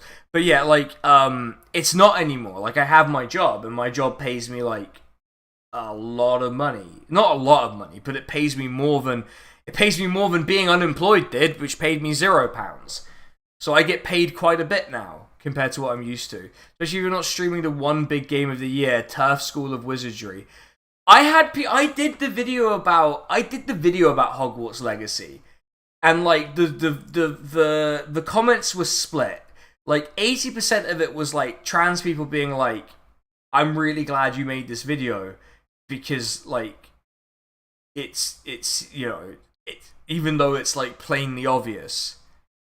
I guess hearing someone say the plainly obvious is like a revolutionary thing in especially from a British person. I guess they may have felt that was the case.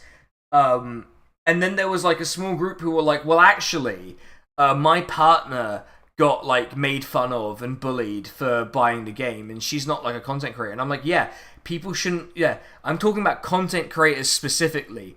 They should not play this game, and as a bare minimum, people have a right to judge you if you decide to play this game. People will judge you. They will make judgments about your commitment to the rights of trans people. Because the thing is, people are like, oh, J.K. Rowling's not involved. She just gets paid royalties from it. And I'm like, yeah, the woman says she uses the money she makes from her royalties for anti-trans causes. Like, you can't reconcile. Like, if you don't know that, that's one thing. But if you know that and you buy the game anyway, I'm like, yeah. Yeah, you also don't have to tell people. Streamers really, like... see, the thing is, with the streamers, I talked about it from content creators, because I'm like, I understand. Like, I get it, right? I genuinely get what the pressure is there, because I have to exist under a fractional version of it. Like, I understand what the pressure is. But you don't... Like, if you're, like Hassan didn't play it, right? Because... Like, but if you're like Hassan-sized, you don't need to play the game. And Hassan didn't play the game. Like, he was like, I didn't play it because I was going to get bullied by my chat, which is not a good reason to not play the game. But also, it kind of proves that bullying works. But as a sort of secondary point, like, he at least had like the basic understanding of his positioning on the platform. To like know that he didn't have to play. A tip: if you want the tofu meteor, freeze it in the package first, then thaw it in the fridge. I already do that, and it's really good. It's a really, really good tip. That I already do that. It's really good. It is a very good tip. I recommend it to people. I highly recommend it. I don't really do it for wanting it meteor. I do it because the texture works better. If you're gonna do it. Like doing Call of Duty, FIFA, or Madden is at least like more understandable. Like if you're a Madden streamer or a Madden YouTuber, you do not have a like. If that is your content creation brand, your bread and butter, like it's sorry that that's what's happened to you. But also, like, I completely get it.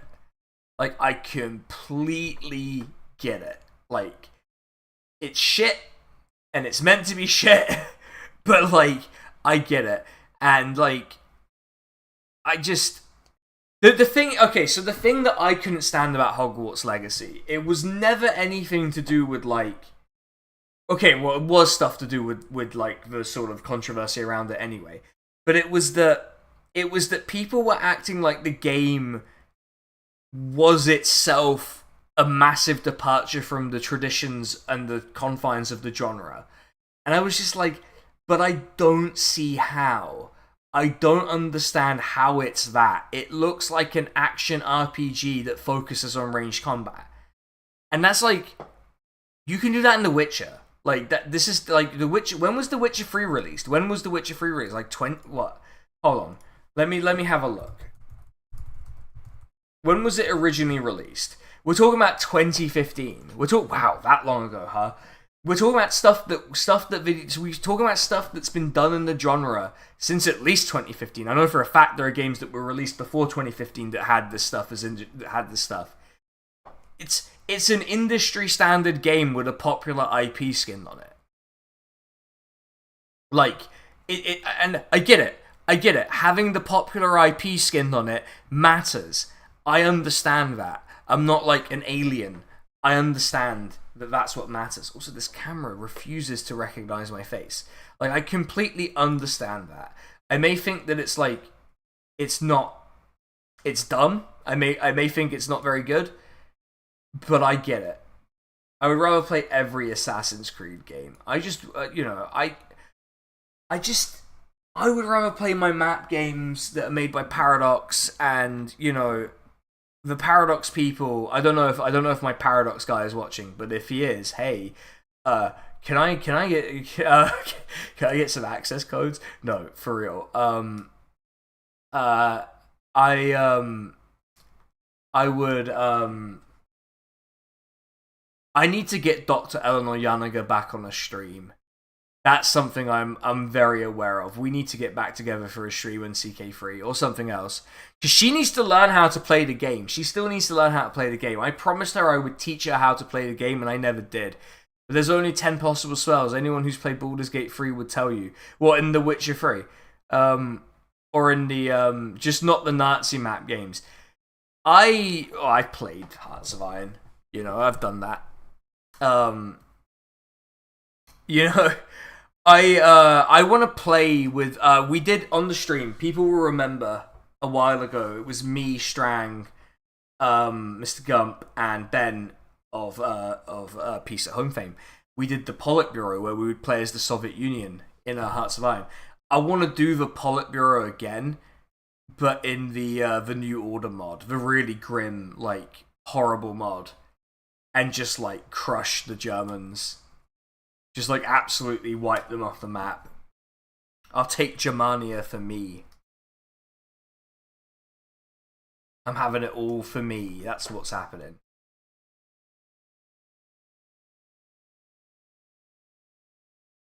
Hogwarts Legacy only had about 12, and some were duplicates. Yeah, like, I don't get it. I don't understand a game where most of the feature structure is industry standard, and most of the UI has been industry standard for what? When was it released? Like last year was it released? Like 7 years?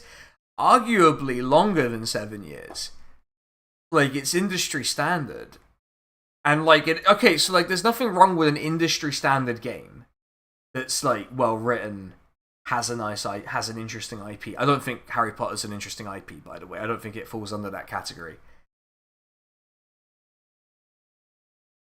QAnon Anonymous had a premium episode about the Nazi Hearts of Iron 4 mods. There are so many like alt history mods that are just what if the Nazis won in World War II. There are so many, and I get that some of them are like some of them are clearly not made by Nazis, and you can tell they're not made by Nazis because they are very, very explicitly parodying them in the mods. Like, they are making fun of how the system of governance that they had, even if they had won, was doomed to collapse because fascism is a snake that eats itself. And like, and boy would that have been a snake that ate itself. But there are some that are like, oh yeah, based Reich Commissariat Kokossian, and we're gonna have like a really detailed tree where the Reichskommissariat integrates Iran into the Greater Reich, and I'm just like, I don't want to deal with this shit. I don't want to deal with this. I am not dealing with some like Vehrabu like nonsense. There's that one what if the Nazis won, someone made a Hearts of Iron 4 mod in that scenario. It felt super weird when so many people basically told trans people stuff like there's a trans character in there for you, now shut up. The thing is, the trans character wasn't even like, I so like I understand why representation in media is important, and I'm not disparaging representation in media is important. But there is good representation, and then there is bad representation, and everything I read about that character was bad representation. Like, none of it was good. And and it was so transparently like a PR ploy. It was such a transparent PR ploy. Like, you don't, like, it's so transparent that, like, no one could have fallen for it. No one could have fallen for it unless they wanted to fall for it.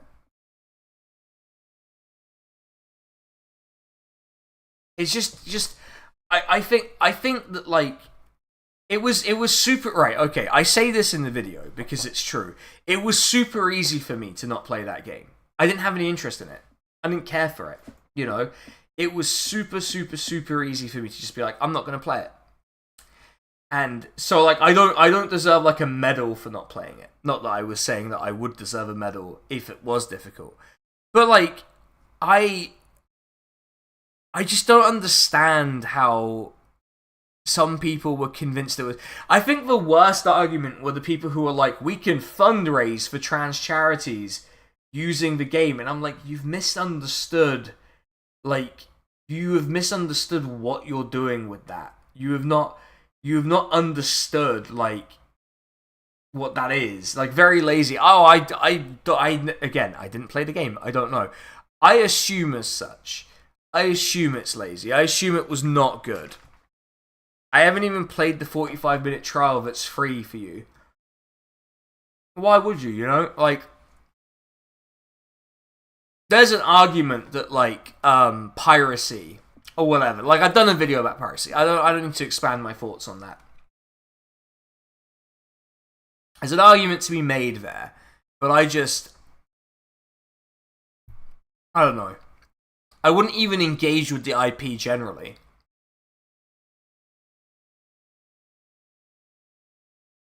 Who was it who did fundraise by playing literally anything else? Like, was it Sean who did that? I don't remember who it was. Was it Sean who fundraised, like, an insane amount of money playing the most random game I've ever heard of?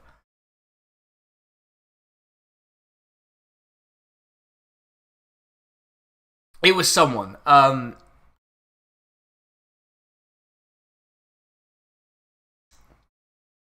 So, like, you're buying the game... Okay, so let's say you're a content creator who's big enough for that to matter. Like, to raise a bunch of money. You've bought the game. So you've signaled that it's okay to buy the game in some circumstance. You might be like, oh, it's a specific circumstance. But it's like, that's not how other people view these things, right? That's not... Oh, you're right, Cham, how you doing? H-Bomb fundraised with Donkey Kong 64. Okay, that's not the most random game I've ever heard of. It's a little random to do that in the 21st century. How come streams so late? Because my partner's away. You can tell because she's not here.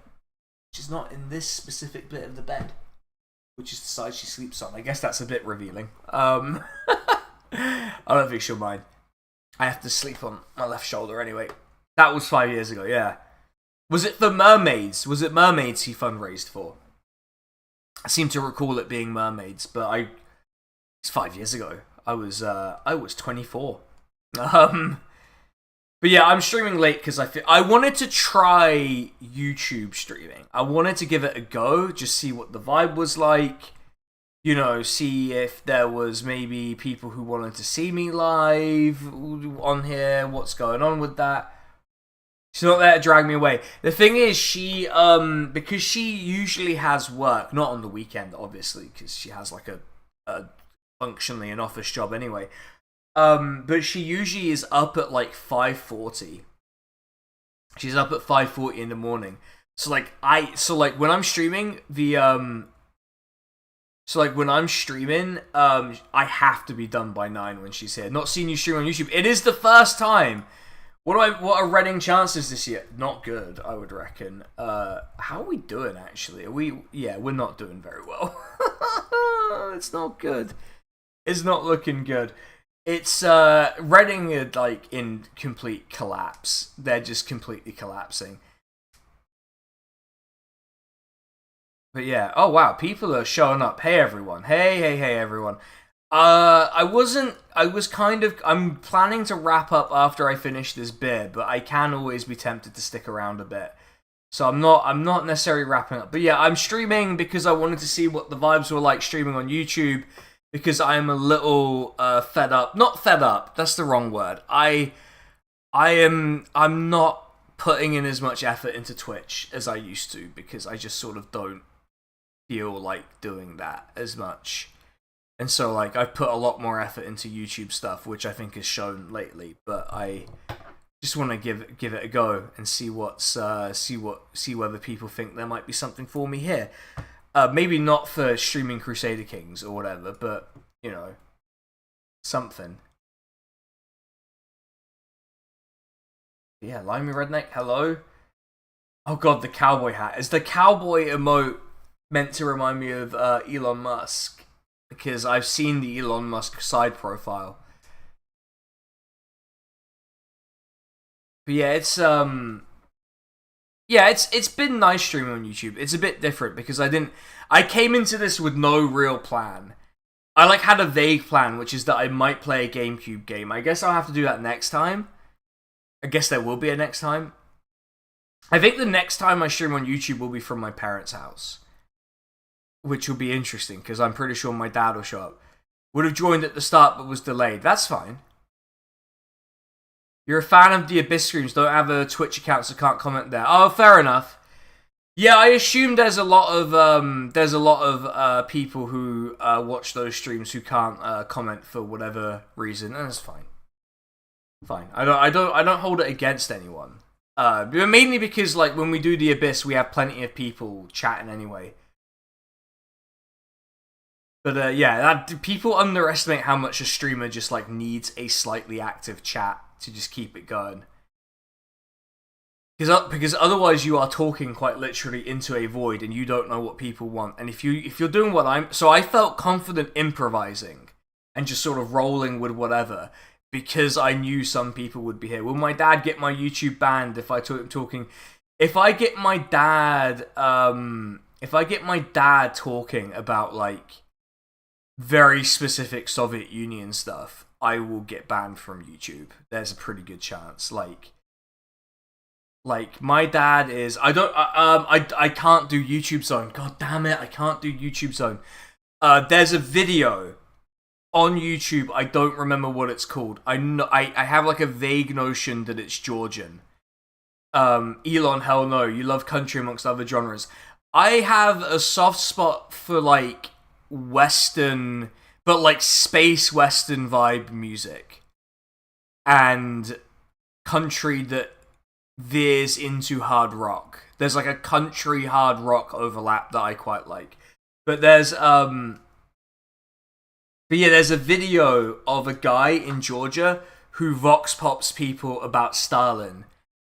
Because Stalin is still apparently quite popular in Georgia because he was famously Georgian, and he asked this old man like, Stalin, Stalin killed my great grandfather, sir, and he's like, and the old man just sort of looks at him and goes, Stalin was a great man. He wouldn't have killed your great grandfather without reason. And the poor guy is just like, oh, so he deserved it, huh? And then the old man is like, yeah. It's like, oh, okay. Just like, that's very much my dad's vibe. If you're wondering what like type of communist my dad is, that is what he is.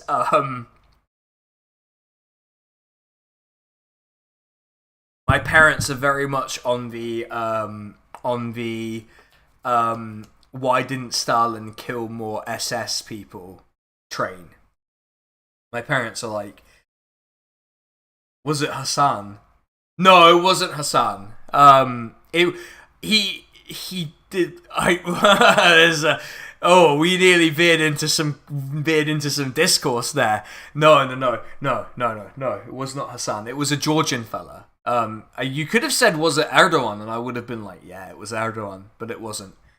Hassan,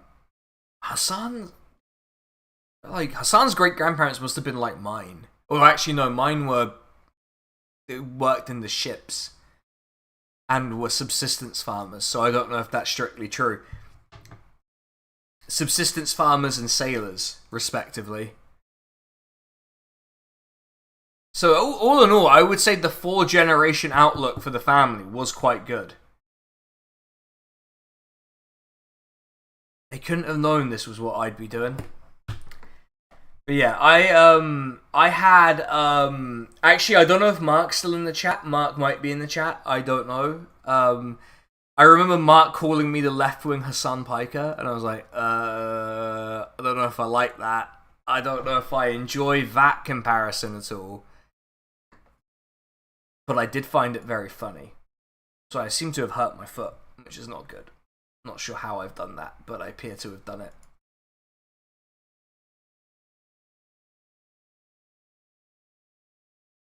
I'm now thinking about, sorry if this is an odd question, but do you know any good books about Russia/Stalin? Naturally searching for them in the UK could give you a slap. I have not really. I'm not like a Stalin expert in a way. I guess there are some books about the Cold War, but I'd need to look through the bookshelf. But they more talk about the Cold War than about Stalin specifically. But my dad's probably the person to ask. I'll ask my dad if there's good books about Stalin. I know that there's definitely books in Turkish about Stalin that might be quite good, but I have no clue if they've ever been translated into English. There's probably no chance they've been translated into English now I think about it. I do know my dad has that kind of book. But yeah, Russia's more complicated because I don't know that the kind of book you want would be easy to find. That's kind of the thing. I don't know that it would be particularly easy to find now. It wasn't particularly easy to find before Russia decided to charge straight into Ukraine. So,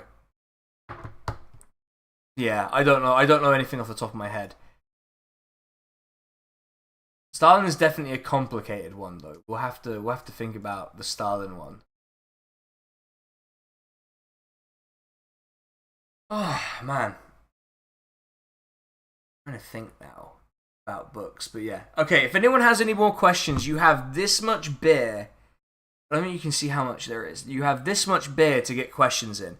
If you want to ask me questions about videos and stuff, you should. You can and you should. I highly encourage you to ask me questions about videos. Because I think I want to do the Liz Truss video. I think I want to do a video where I'm like, yeah, you're trying to find some good authors on it. You just need to kind of read ones without going with the slant of Our Brave Boys. Yeah, there's a lot of that going around. I think I know a good book about like the Eastern, what we call the Eastern Front and what Russia calls the Western Front in World War II. I do seem to recall there being a good one, but a bit Zhukov heavy for my liking, considering how bad Zhukov was as a commander. Like, if you read about Zhukov, so like, if you read what like Western generals say about Zhukov, they're like, Zhukov was the greatest military mind, and he was like instrumental in the Soviet victories over the Nazis, and without Zhukov, you know, like the war would have been lost. And I'm like, and then you read what like other Soviets said about him, and you're like, this guy was not well liked. He was at least not well liked, and he may not have been particularly good at his job either. Rokossovsky in particular was like, he was perfectly pleasant, but like, he hated being in management. I think the exact quote was, he is constitutionally opposed to being in a cabinet position, like a staff position, a military staff position. He's constitutionally opposed to it. And he's writing this in a way where he's like, you know, unlike me, who does not care. Like, I just care about winning, which I suppose is a healthy trait to have in World War II. Pretty healthy in that sense, but yeah. I'll need to find that book that talks about Zhukov and Rokossovsky, because it's interesting to see their relationship, given that Rokossovsky was initially purged. He was initially purged and then brought back because the Soviet top brass was so bad, basically. Because Zhukov could not do the war on his own.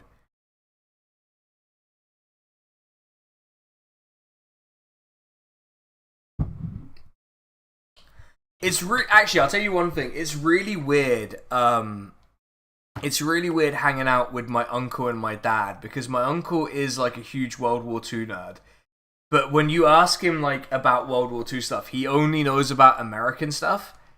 Like American, like, you know, the island hopping and the and stuff like that. And he's like, you know, and we were talking about like best generals in World War II because we were all fucking nerds, and we were all a bit drunk, and we were like, best generals, and like someone at the table said Rommel. It wasn't my uncle, and it wasn't my dad, and it wasn't me, so I forgot who's there already.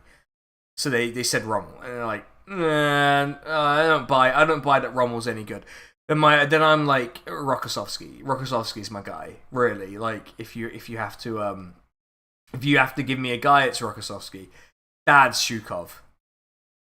Makes sense. Like, my uncle's like Patton, and I'm like, are you kidding me? Like, the American general? Like, really? Like, you think the American general was the best general in World War II? You're telling me the American general was the best one? Really? Okay. Alright, okay. That's what it's come to. Like, at least with Rommel, I was like, at least there's like, I don't know, there's some argument that's kind of interesting there. He was not very good, but, you know, you could at least make the case. Now I'm like, Patton, oh man, my uncle really does have like American brain. He went to uni in America, he went to University of Florida. And it fucking shows. It shows that he lived in Florida for a while. Like, sorry to my uncle if he's watching. He might be watching. There's like some chance he knows. I think a lot of my family subscribe to my like channels without telling me. So some chance my uncle is watching. Sorry, dude. Patton was not the best general in World War II. It may not have been Patton. God damn it. But yeah, you have uncle. Addressing my uncle directly. You have America brain. Stop it. You haven't lived like. First of all, you spend more time in Britain than you do in America. Second of all, like, you live in Turkey. Like, why'd you got American brain for? Just to be normal. Yeah, you've gotten on a binge of building your collection of history books. I've just gotten on a binge of manga at the moment. I'm just buying manga now. I'm just like, I'm done with the serious books. I've had enough. I've had enough of it. I'll only read serious books if I need it for research, and even then, I really don't. Like, I don't have a particular laser focus with it anymore. But yeah, there you go. You got to hear me go on a rant about my uncle with his terrible America-style brain. Just awful. Awful. Ghastly. Ghastly behavior on his part, really. I can't really understand it. Also, I'm just looking at the stream stats, because you get a nice stream screen. You get a nice like dashboard, and it's like average view duration 26 minutes. I'm like, damn, that is a lot of minutes. Good job, everyone. Good job. Thank you for sticking with me tonight. I am going to finish up the beer probably reasonably shortly. This is apparently 1.6 UK units. I did not know we had different units to the rest of the world. Actually, that makes a lot of sense now I think about it.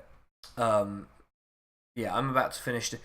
This is in Polish. This one's in a completely different set of languages to the other one. Kind of glad I can parse Polish though. Okay, well that's in German. It's so confusing. It's in Polish and German, and I don't really understand why. The recycle symbols in German. I just normal. Completely normal stuff.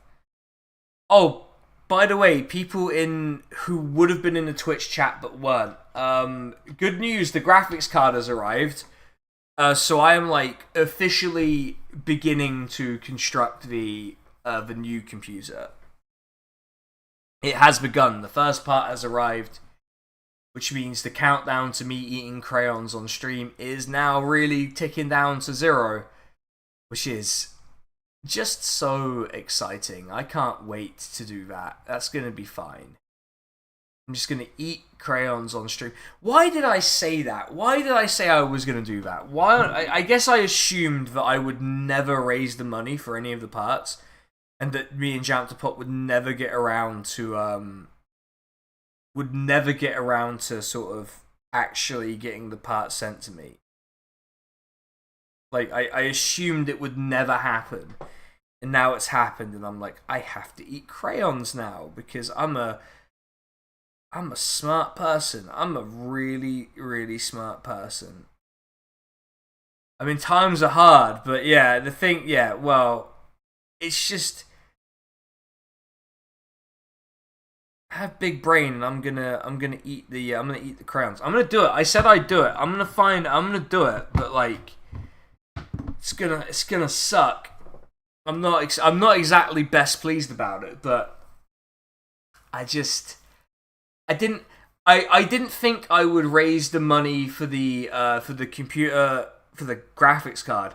I didn't think I'd raise the money for me to get by the way, for people who don't ever go on Twitch, there are ones that are safe to eat. I have checked.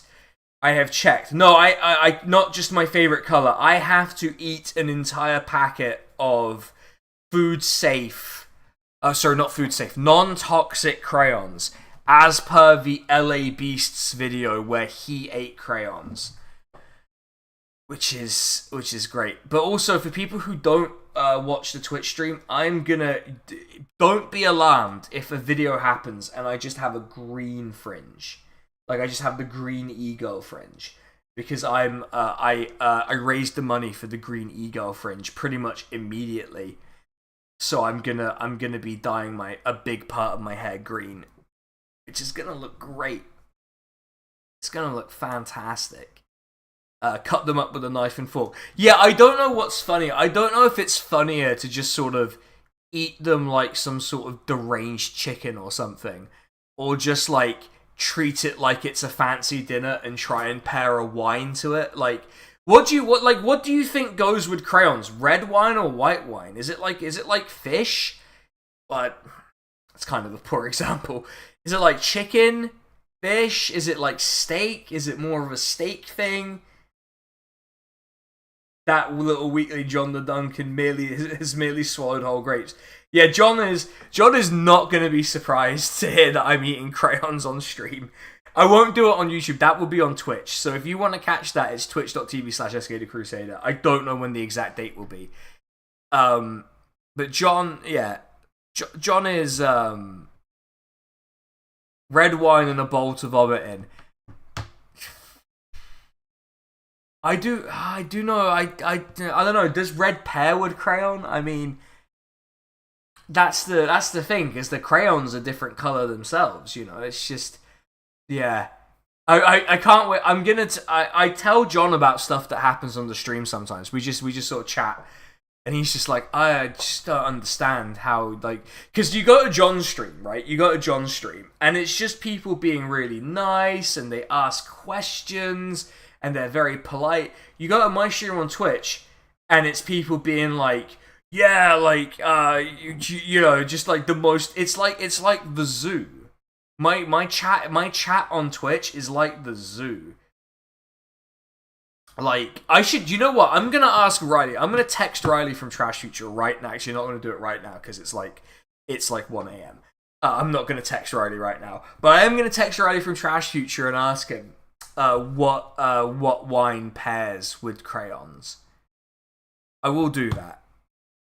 I will text him. Probably tomorrow. Maybe. I actually need to text lots of people, because a friend of mine from uni is supposed to be visiting me next week, and I haven't sorted out anything for him.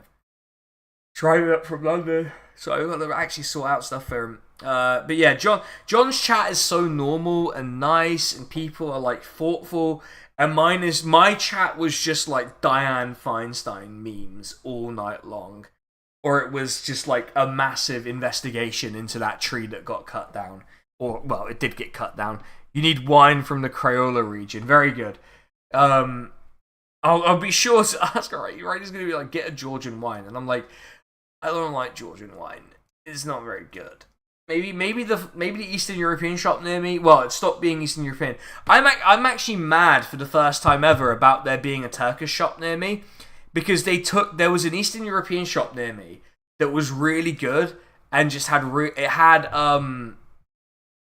I don't know how to explain what it is. There's a drink that you can get in Eastern Europe, particularly in Russia.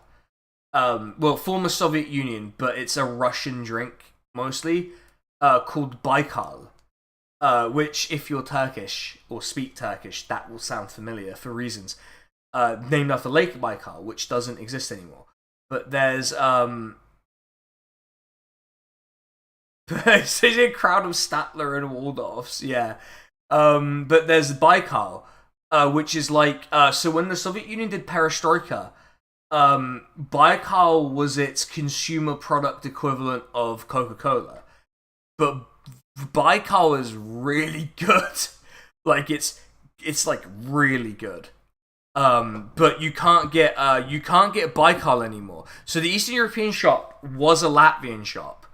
And I could tell because they definitely were speaking Latvian to. They were trying to speak Latvian to my partner, who is Lithuanian. She did not understand a word of it, which again I find a bit confusing, because I can just sort of hear Azerbaijani and be like, yes, this is Turkish. This is clearly the same language. But she's like Latvian. She's like, I don't understand this one bit. And I'm like, that feels like a you problem at a certain point, but okay. But they tried to speak Latvian to her, then they tried to speak Russian. Does not speak either language. So it's Lithuanian, English, and French. And not even very much French. And a little bit of German. That's it for her.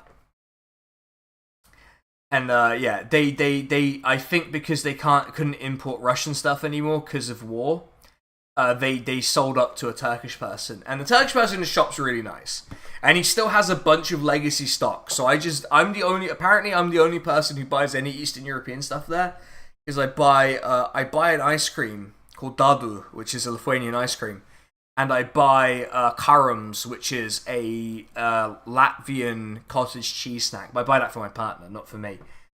And he's like, you're like, he clocked that I was Turkish, and he was like, so you're Turkish, but you only buy Eastern European stuff. And I'm like, yeah, like, there's a shop, like, I'm pointing at it. Like, it's like, there's a shop like 5 minutes from my flat. This is on my way back from therapy. Like, I stopped by on my way back from therapy here. It's not like it's not like it's near my flat. It's just on one of my routes that I have to take during the day. Actually, I have to go to therapy tomorrow. That's gonna be fun. Incidentally, if my therapist is watching, because I know he said it again, it wouldn't be an invasion of privacy. I had to explain that before. If he is watching, hey, sorry about saying you look like a character in the Lord of the Rings mod for Crusader Kings 3. Sorry about that. That was maybe but you do look like the character model. So sorry. So I guess I'm not sorry, actually. I guess that was a complete lie. I'm not sorry. He does just look like the character. And also, Mark being in the chat. I've met Mark in real life. He's a delight. But yeah, he's a lot. You know? He's a lot. The chat's great, though. I just... yeah, and John's chat is innocent. It really is. Like, it's very nice. It's... Everyone who... it's not like an insult. No, it's not an insult. I didn't say he looked like the mouth of Sauron or anything. Okay. It was Faramir. Was it Faramir? It was Boromir. It was Boromir. I actually said he looked like Sean Bean. Like, he looked kind of like Sean Bean. And he does kind of look like Sean Bean. Like, that's it. Like, it was fine.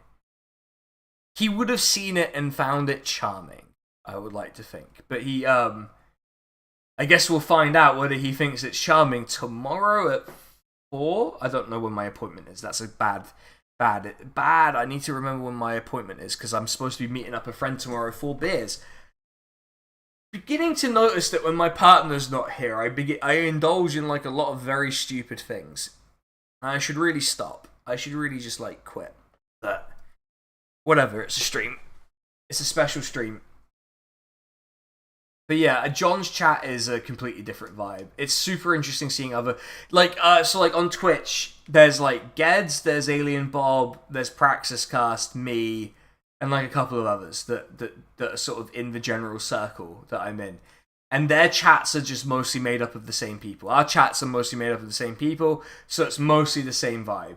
I feel like people act the most deranged in Geds' chat, but that makes a lot of sense because Geds is the one who streams the longest, so he has the most time for that to happen. On YouTube, it's like the only person I know who streams is John, and his chat is just like very nice people being very nice about John's work, whereas like, well, people saw tonight how tonight played out for me.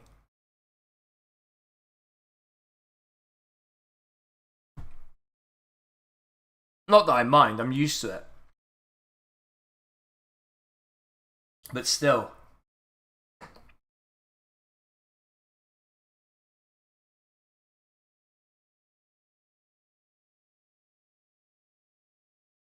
But people are nice about my videos in the Discord at least.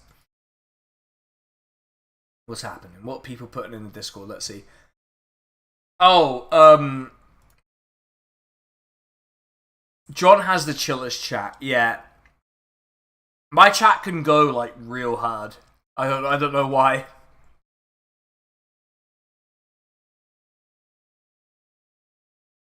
I think it's kind of an intimidating energy in my chat, to be honest. Also, Tom, did you put... Wait, actually, you go... Oh, wait, no, I don't think Tom's here.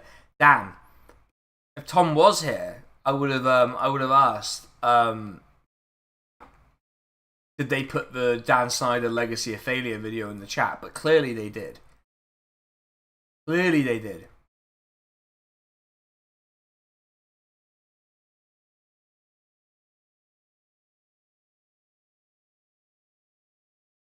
John's tune set the vibes. Yeah, I mean, I might, I can play guitar. I can do the things that John does. I can't do them as well as John. I was tempted to maybe bring a guitar out and do something, but like I don't want to steal John's shtick when he's very good at it. I like when John makes songs or like makes songs for the stream that just sound like they're from Sonic games. A lot of them just sound like Chemical Plant Zone, and I'm a big fan of that. Chemical Plant Zone goes hard. Oh no. I've just seen the Falcons versus Jaguars thing. God, that's so bad. I'm glad I'm not going to London for that. I would have died of embarrassment. Watching Desmond Ridder attempt to throw the ball is it like he can do it really well, like 5% of the time, but like a lot of it is just rough. It's just quite rough. And maybe it was a bad week last week for the Falcons. That's probably the main issue for me. Yeah, everyone, you stuck around real well. Like you have hanged out real well tonight, and I'm glad people think it was chill. But Bijan Robinson looks fun. Yeah, and look, I'm like throwing Desmond Ridder under the bus. Like he's fine. He's completely fine.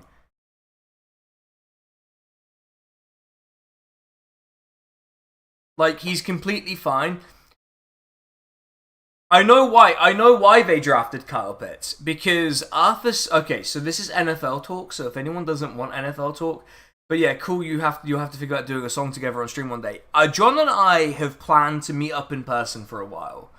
That has been something we have suggested we do for a while. And we don't live... In the grand scheme of the UK, we don't live that far apart. I live like an hour and a half on the train from it. And vice versa, obviously. So like we could meet up very easily, and we should. But yeah, the reason they drafted Kyle Pitts, when did they do that? They must have done it a while. They might have done it under Dan Quinn. No, it wasn't under Dan Quinn. That was the one who's fucked off now, because he was on IR for mental health, and then he fucked off, and now he's just shredding everyone. Calvin Ridley. Kyle Pitts was drafted because Arthur Smith specifically uses receiving tight ends as basically pressure releases, like quick short passes, and that's what Jonnu Smith does. But Jonnu Smith's like 33, so he can't run anymore. Whereas Kyle Pitts is a wide receiver basically who plays tight end, listed tight end but plays wide receiver. There's no point. There's no point playing him like that. But I mean, we live near, in the grand scheme of the UK, we live near. Me and, I don't know if people know Bridget Empire, who I mean when I say that, but she's really good. I highly recommend her if you like the things I do. She also does that kind of thing, and does it more often, and arguably does it better. But she and I, it turns out, lived like 5 minutes from each other until she left the UK, because frankly, why wouldn't you leave the UK? And there's another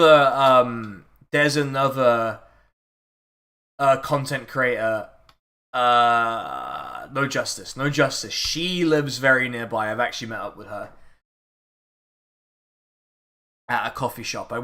She went to the wrong coffee shop. She went to a coffee shop that was closer to my flat than it was to the train station, when I was explicitly meeting her near the train station for her convenience. So she's, yeah. She does like streams on Twitch and on YouTube at the same time, which is technically a violation of affiliate contract. But anyway, who's checking? And she does like the news thing. She does like the, not Vorsh. That's unfair. That's a really unfair comparison because she's not that bad. You look them up now. Oh, cool. Yeah, Bridget Empire's great. She's great. She is also going to be in the D&D campaign. Her character is. I don't want to pick favorites. As the DM, you should not pick favorites. But as a concept, and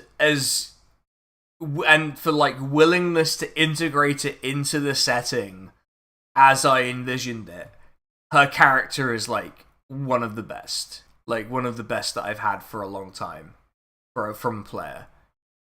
Like it's gonna be a lot of fun.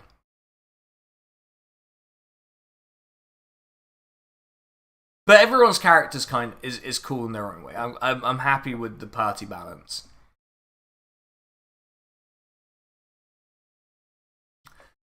But yeah, is there anyone else I want to shout out while I'm here? I guess there's plenty of people who are good. There are plenty of people who are good on YouTube who don't need my help to get a little bump.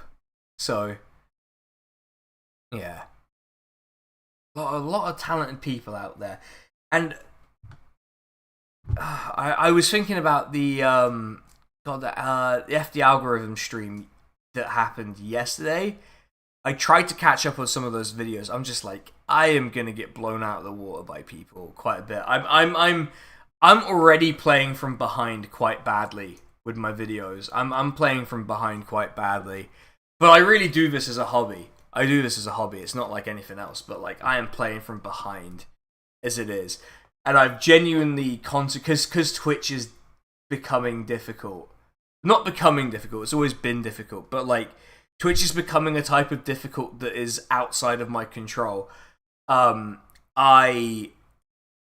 If I started streaming here, I would just be a Paradox streamer who does video essays in their spare time on the same channel, and I don't think the balance of audiences there would be very good. You always miss it. I usually miss it because it's usually at 10, and usually I've streamed on the day when they do it, and I'm just like, I can't do it. I'm too tired. But they actually featured my video on there. I already mentioned this. They featured my video on there, and it caused such a big bump that I was like, okay. So like, because I was talking about this to someone, and I was like, oh, like, if you look at like who responds to my work the most, it is mostly other YouTubers. Like, most of the feedback I get that's positive is from other YouTubers and not from like commenters and stuff. And my and the person I was talking to was like, talking about how there are like bands that are like musicians bands, like bands that other bands will sort of reference as their sort of inspiration that like no one's heard of, and they're like, you might have just become a YouTuber, and I'm like, that is probably the most irritating thing that could have happened.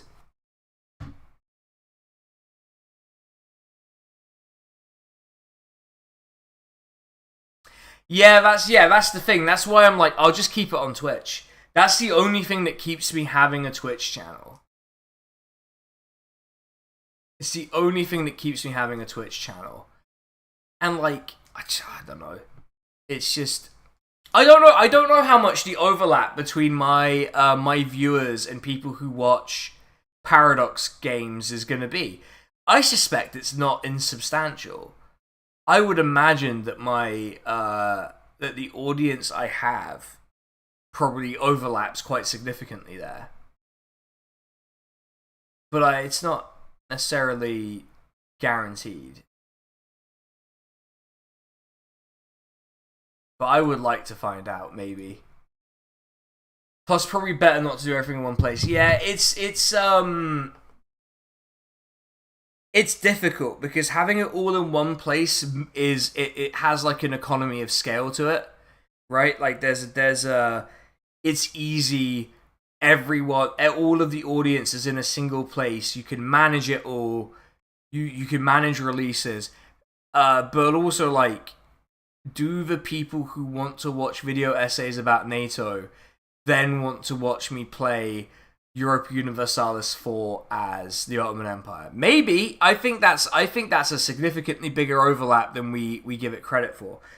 But it's, you know, it's a challenge to figure out what the right thing to do there is.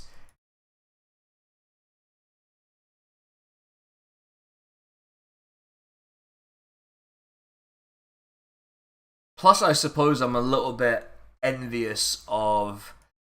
I'm a little envious of certain people who stream on YouTube but didn't stream on Twitch. I'm a little envious of them because I think they got a. They I think what. All right. Okay. So let me try and state the thought clearly. I think YouTube is better for building the kind of relationship with an audience that means that people stick around for longer. I think it's better for that. Like, Twitch is really transient in that way. And that's fine. Like, that's the like because Twitch is not the singular place people go to, it's a bit transient. Whereas like YouTube is like a website, like a substantial percentage of people will just go on every day. For some people, it's their homepage, right? So you can build a more solid. So I'm envious in that sense, is that you can build a better audience. Not better as in like an audience that I would enjoy interacting with more, but just better in terms of like how they respond to your work, I guess. But I don't know. I'm probably just talking nonsense now.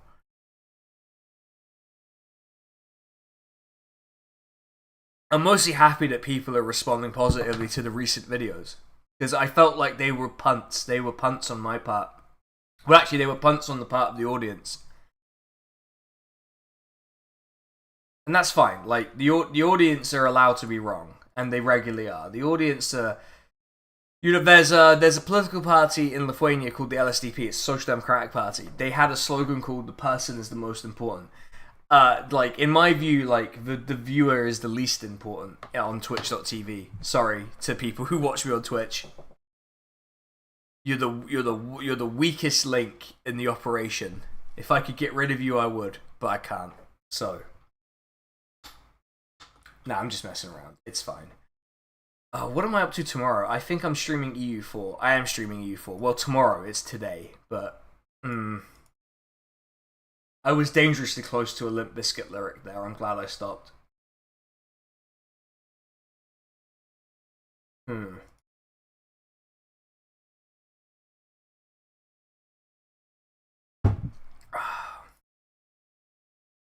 Right, I'm gonna finish off this beer, and then we're going to wrap up. So if anyone has any questions, you have the very last bit of beer to do it. I have to catch up on so many people's videos all the time. Yes!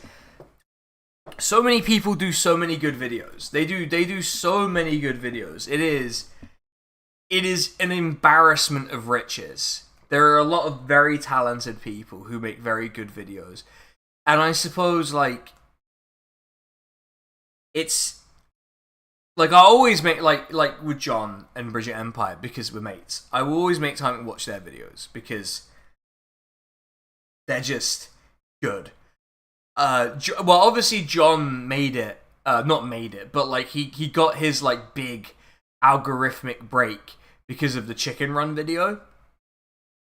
Which, like, yeah, I knew, like, I think I was on his Patreon, I think he released it early, and I was like, oh, John, you have no clue what's about to happen to you when this goes public, because this is it, man. Like, it's over. It's harder to both get and keep viewers. So, like, the thing about Twitch was, I started during the first lockdown, and I had a big following on Twitter, which is, you know,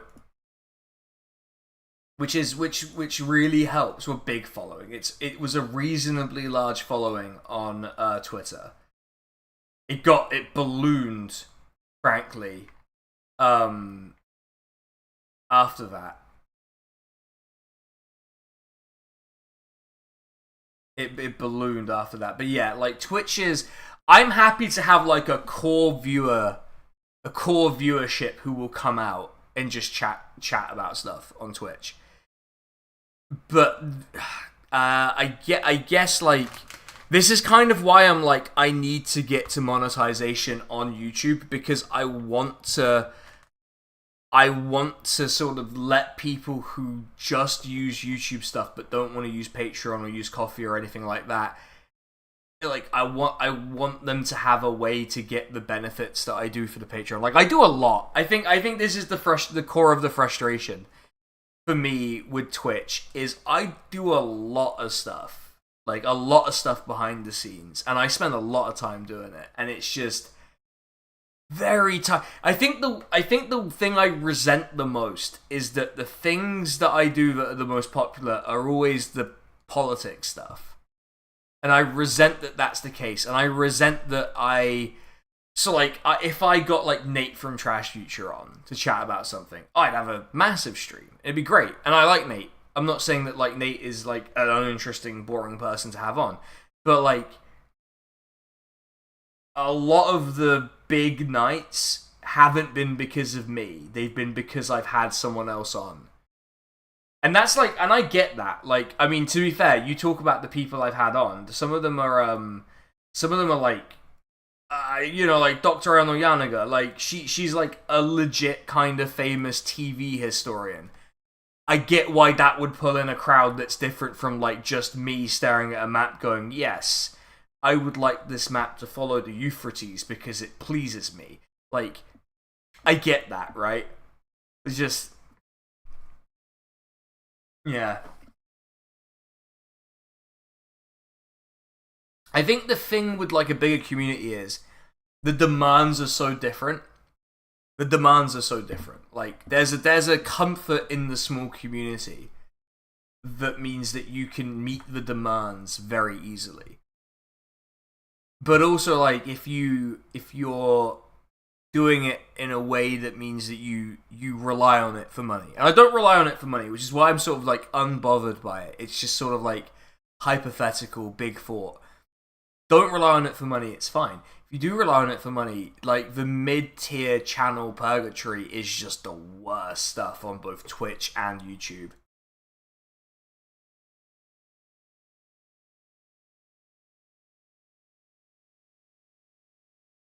Don't know what my solution's going to be to some of that stuff, because I want to build on what I have, but I can't really do it on Twitch. And doing it here, so, like, here I release a video like every 2 weeks or so. That doesn't feel like it's a fast enough rate for like, actual sustainable growth.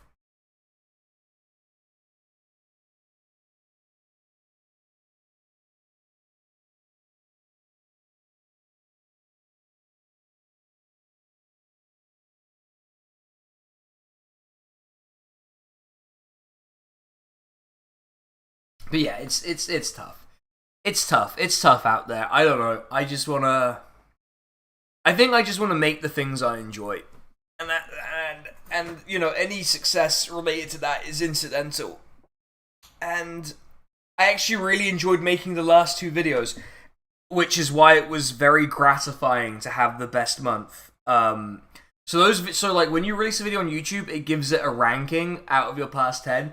They were ranked number 1 and number 3, which was really gratifying to sort of see the stuff that I enjoy do well. Really, really gratifying. Hold on, I need to just see what my... Oh man, the next video is gonna be... The next video is gonna be a really annoying one. You say in John's chat that you're writing like all the time. Don't know how you do it. Yeah, I'm actually, this is why I'm like really stuck right now, because I'm not writing anything specific right now. I'm just writing HBO Rome, which I'm just sort of doing as like I decided to slow that project right down and just really take my time with it, because it's probably going to be 3.5 hours long. And if you're doing a 3.5 hour long video, you need to justify length, and you need to like actually be saying something for every part of that. And then you have, and then I have like a Halloween video, but I don't know if I'm doing the Halloween video because there is a voice actor strike, and I don't know if I can do the cosplay I want to do for that. Then I have like, I want to do the Liz Truss video. I kind of want to do the joke Liz Truss video for the year anniversary of Liz Truss. I think I would want to do the Liz Truss video. And then there's the big video that people are voting on right now, and it looks like it's going to be the comedy to conservatism pipeline, which is going to be a whole thing. Actually, well, it's going to be a whole thing where I slam my head against the wall a little bit and just see if it works. But I have a better core concept for it than when I started with. But yeah, in John's chat, I'm always like, I'm writing like 3 or 4 or 5 different things, and I am, because I'm just like endlessly energetic. Like I have endless. You have unmedicated ADHD, and I can't do a damn thing in my life at all right now. That sucks. But yeah, I just have like relentless focus and energy. When I want to have relentless focus and energy, I can just like zone in and get the thing done. Like a lot of so like this is the thing I shouldn't say about a lot of my scripts, but a lot of my scripts are mostly written 2 days before I record. Most of my video editing is done the night before I release to patrons. Like I run hot basically. Because I have no sense of pressure. I have no sense of pressure until like the last possible moment, and then I just like do it. And like some of these scripts are like 8,000 words. I mean, if there's one thing I learned at university, it's how to write stuff at the very last second, and it works. It works. The system works, everyone.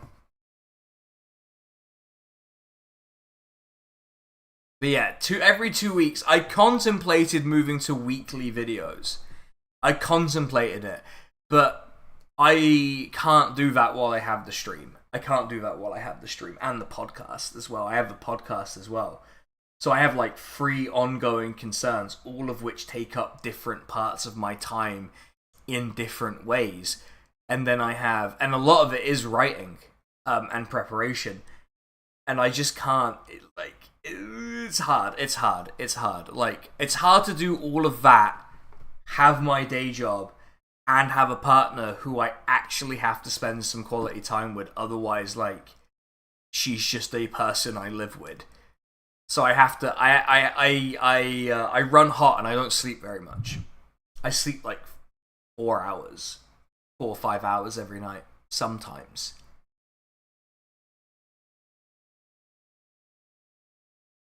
But yeah, this is kind of why I'm like, I would really like to.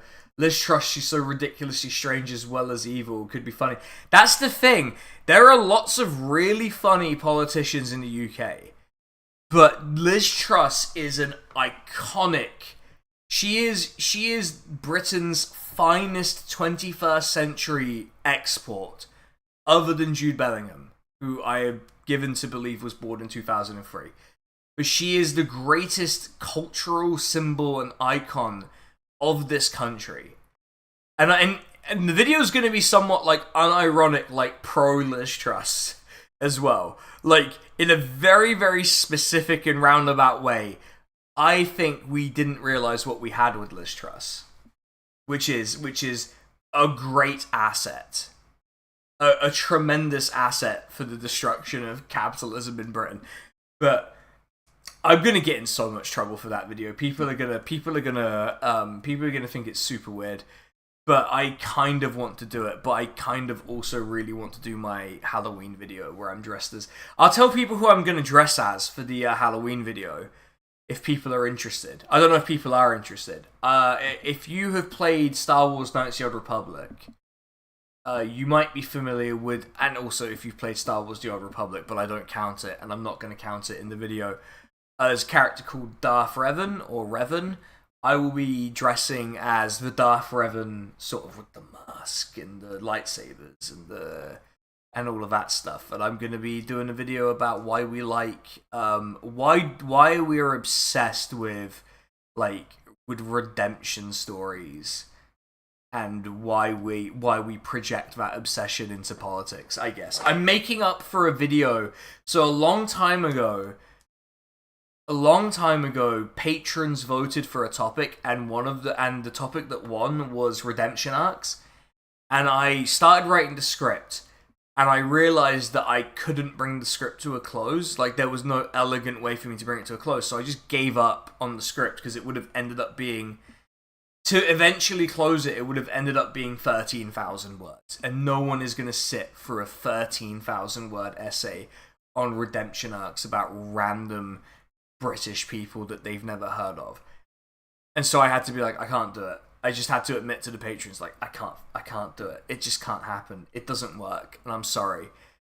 And I feel really bad about it. I still feel really bad about it. So I'm like, I'll give you your video in a way. I'm going to give the patrons the video they asked for, but in a very different way to what I had originally intended. And I think it'll be fun. And I think I might do some lightsaber effects. Maybe. I kind of would like to do some lightsaber effects. So, that is kind of part of it.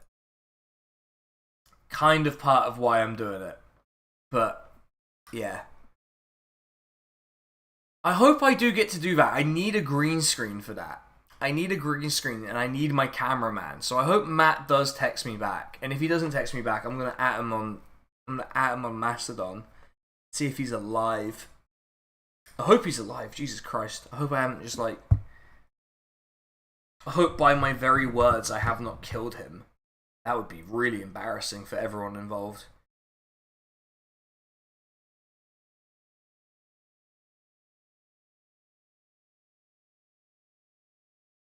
But yeah, anyway, I hope everyone's very pleased that my mum turned around on the issue of the tree. I'm going to finish this beer.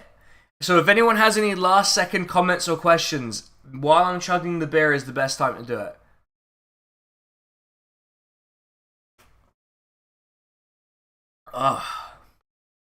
Trussism, the most exceedingly awkward doctrine of accelerationism. I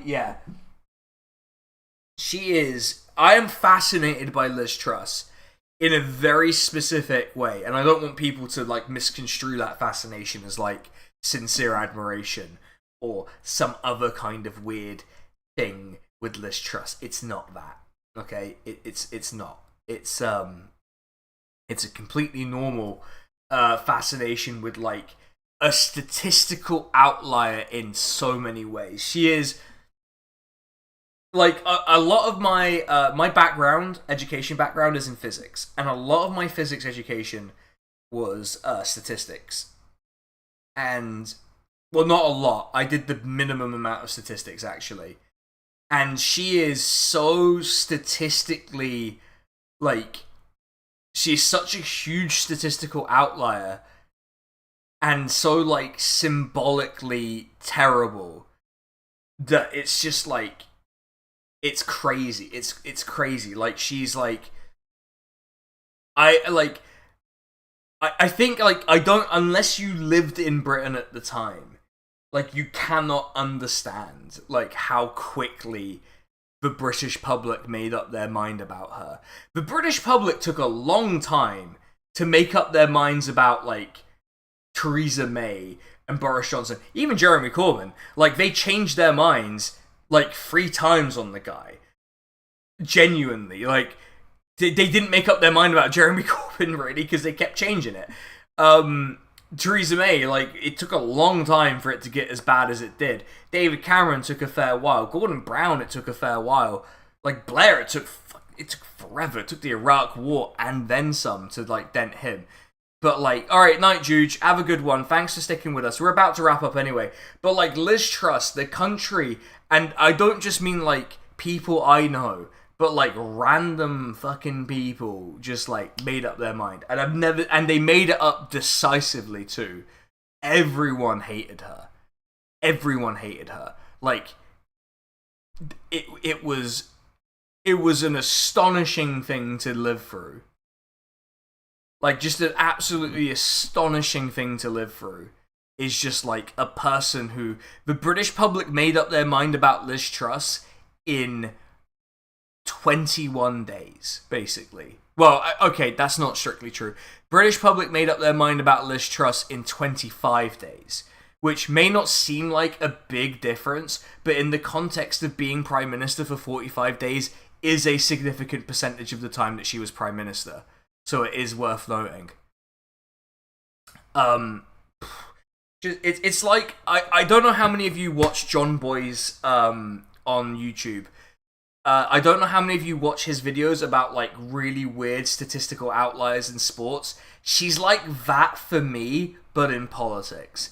She's just like, she is the greatest outlier in British political history in so many different ways that I can't, it's like, it's perfect in sort of like a data science sense. She is so outrageously, like, anomalous that you can't like, it's just mesmerizing. The sort of political science data on her is mesmerizing. It's crazy.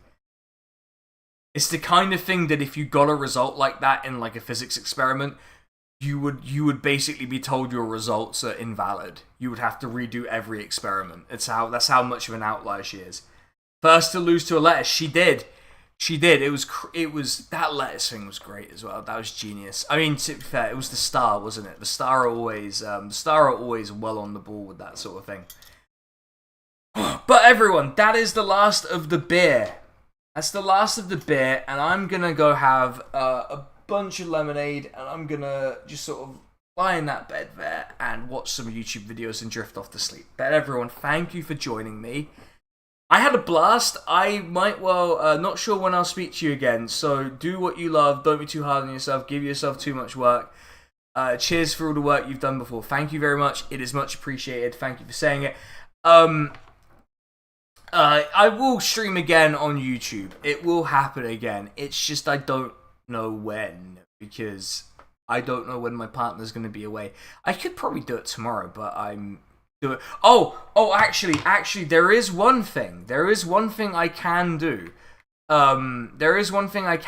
Which is to invite you all, if you so choose, you can join the Discord by that link. I hope that's the right link anyway. You can join the Discord by that link, and we're doing a movie night tomorrow from 10:15. We are watching District 9. So if you want to hang out more, or just chat to me, Discord's the best place. Or just, like, find me on one of the other social medias.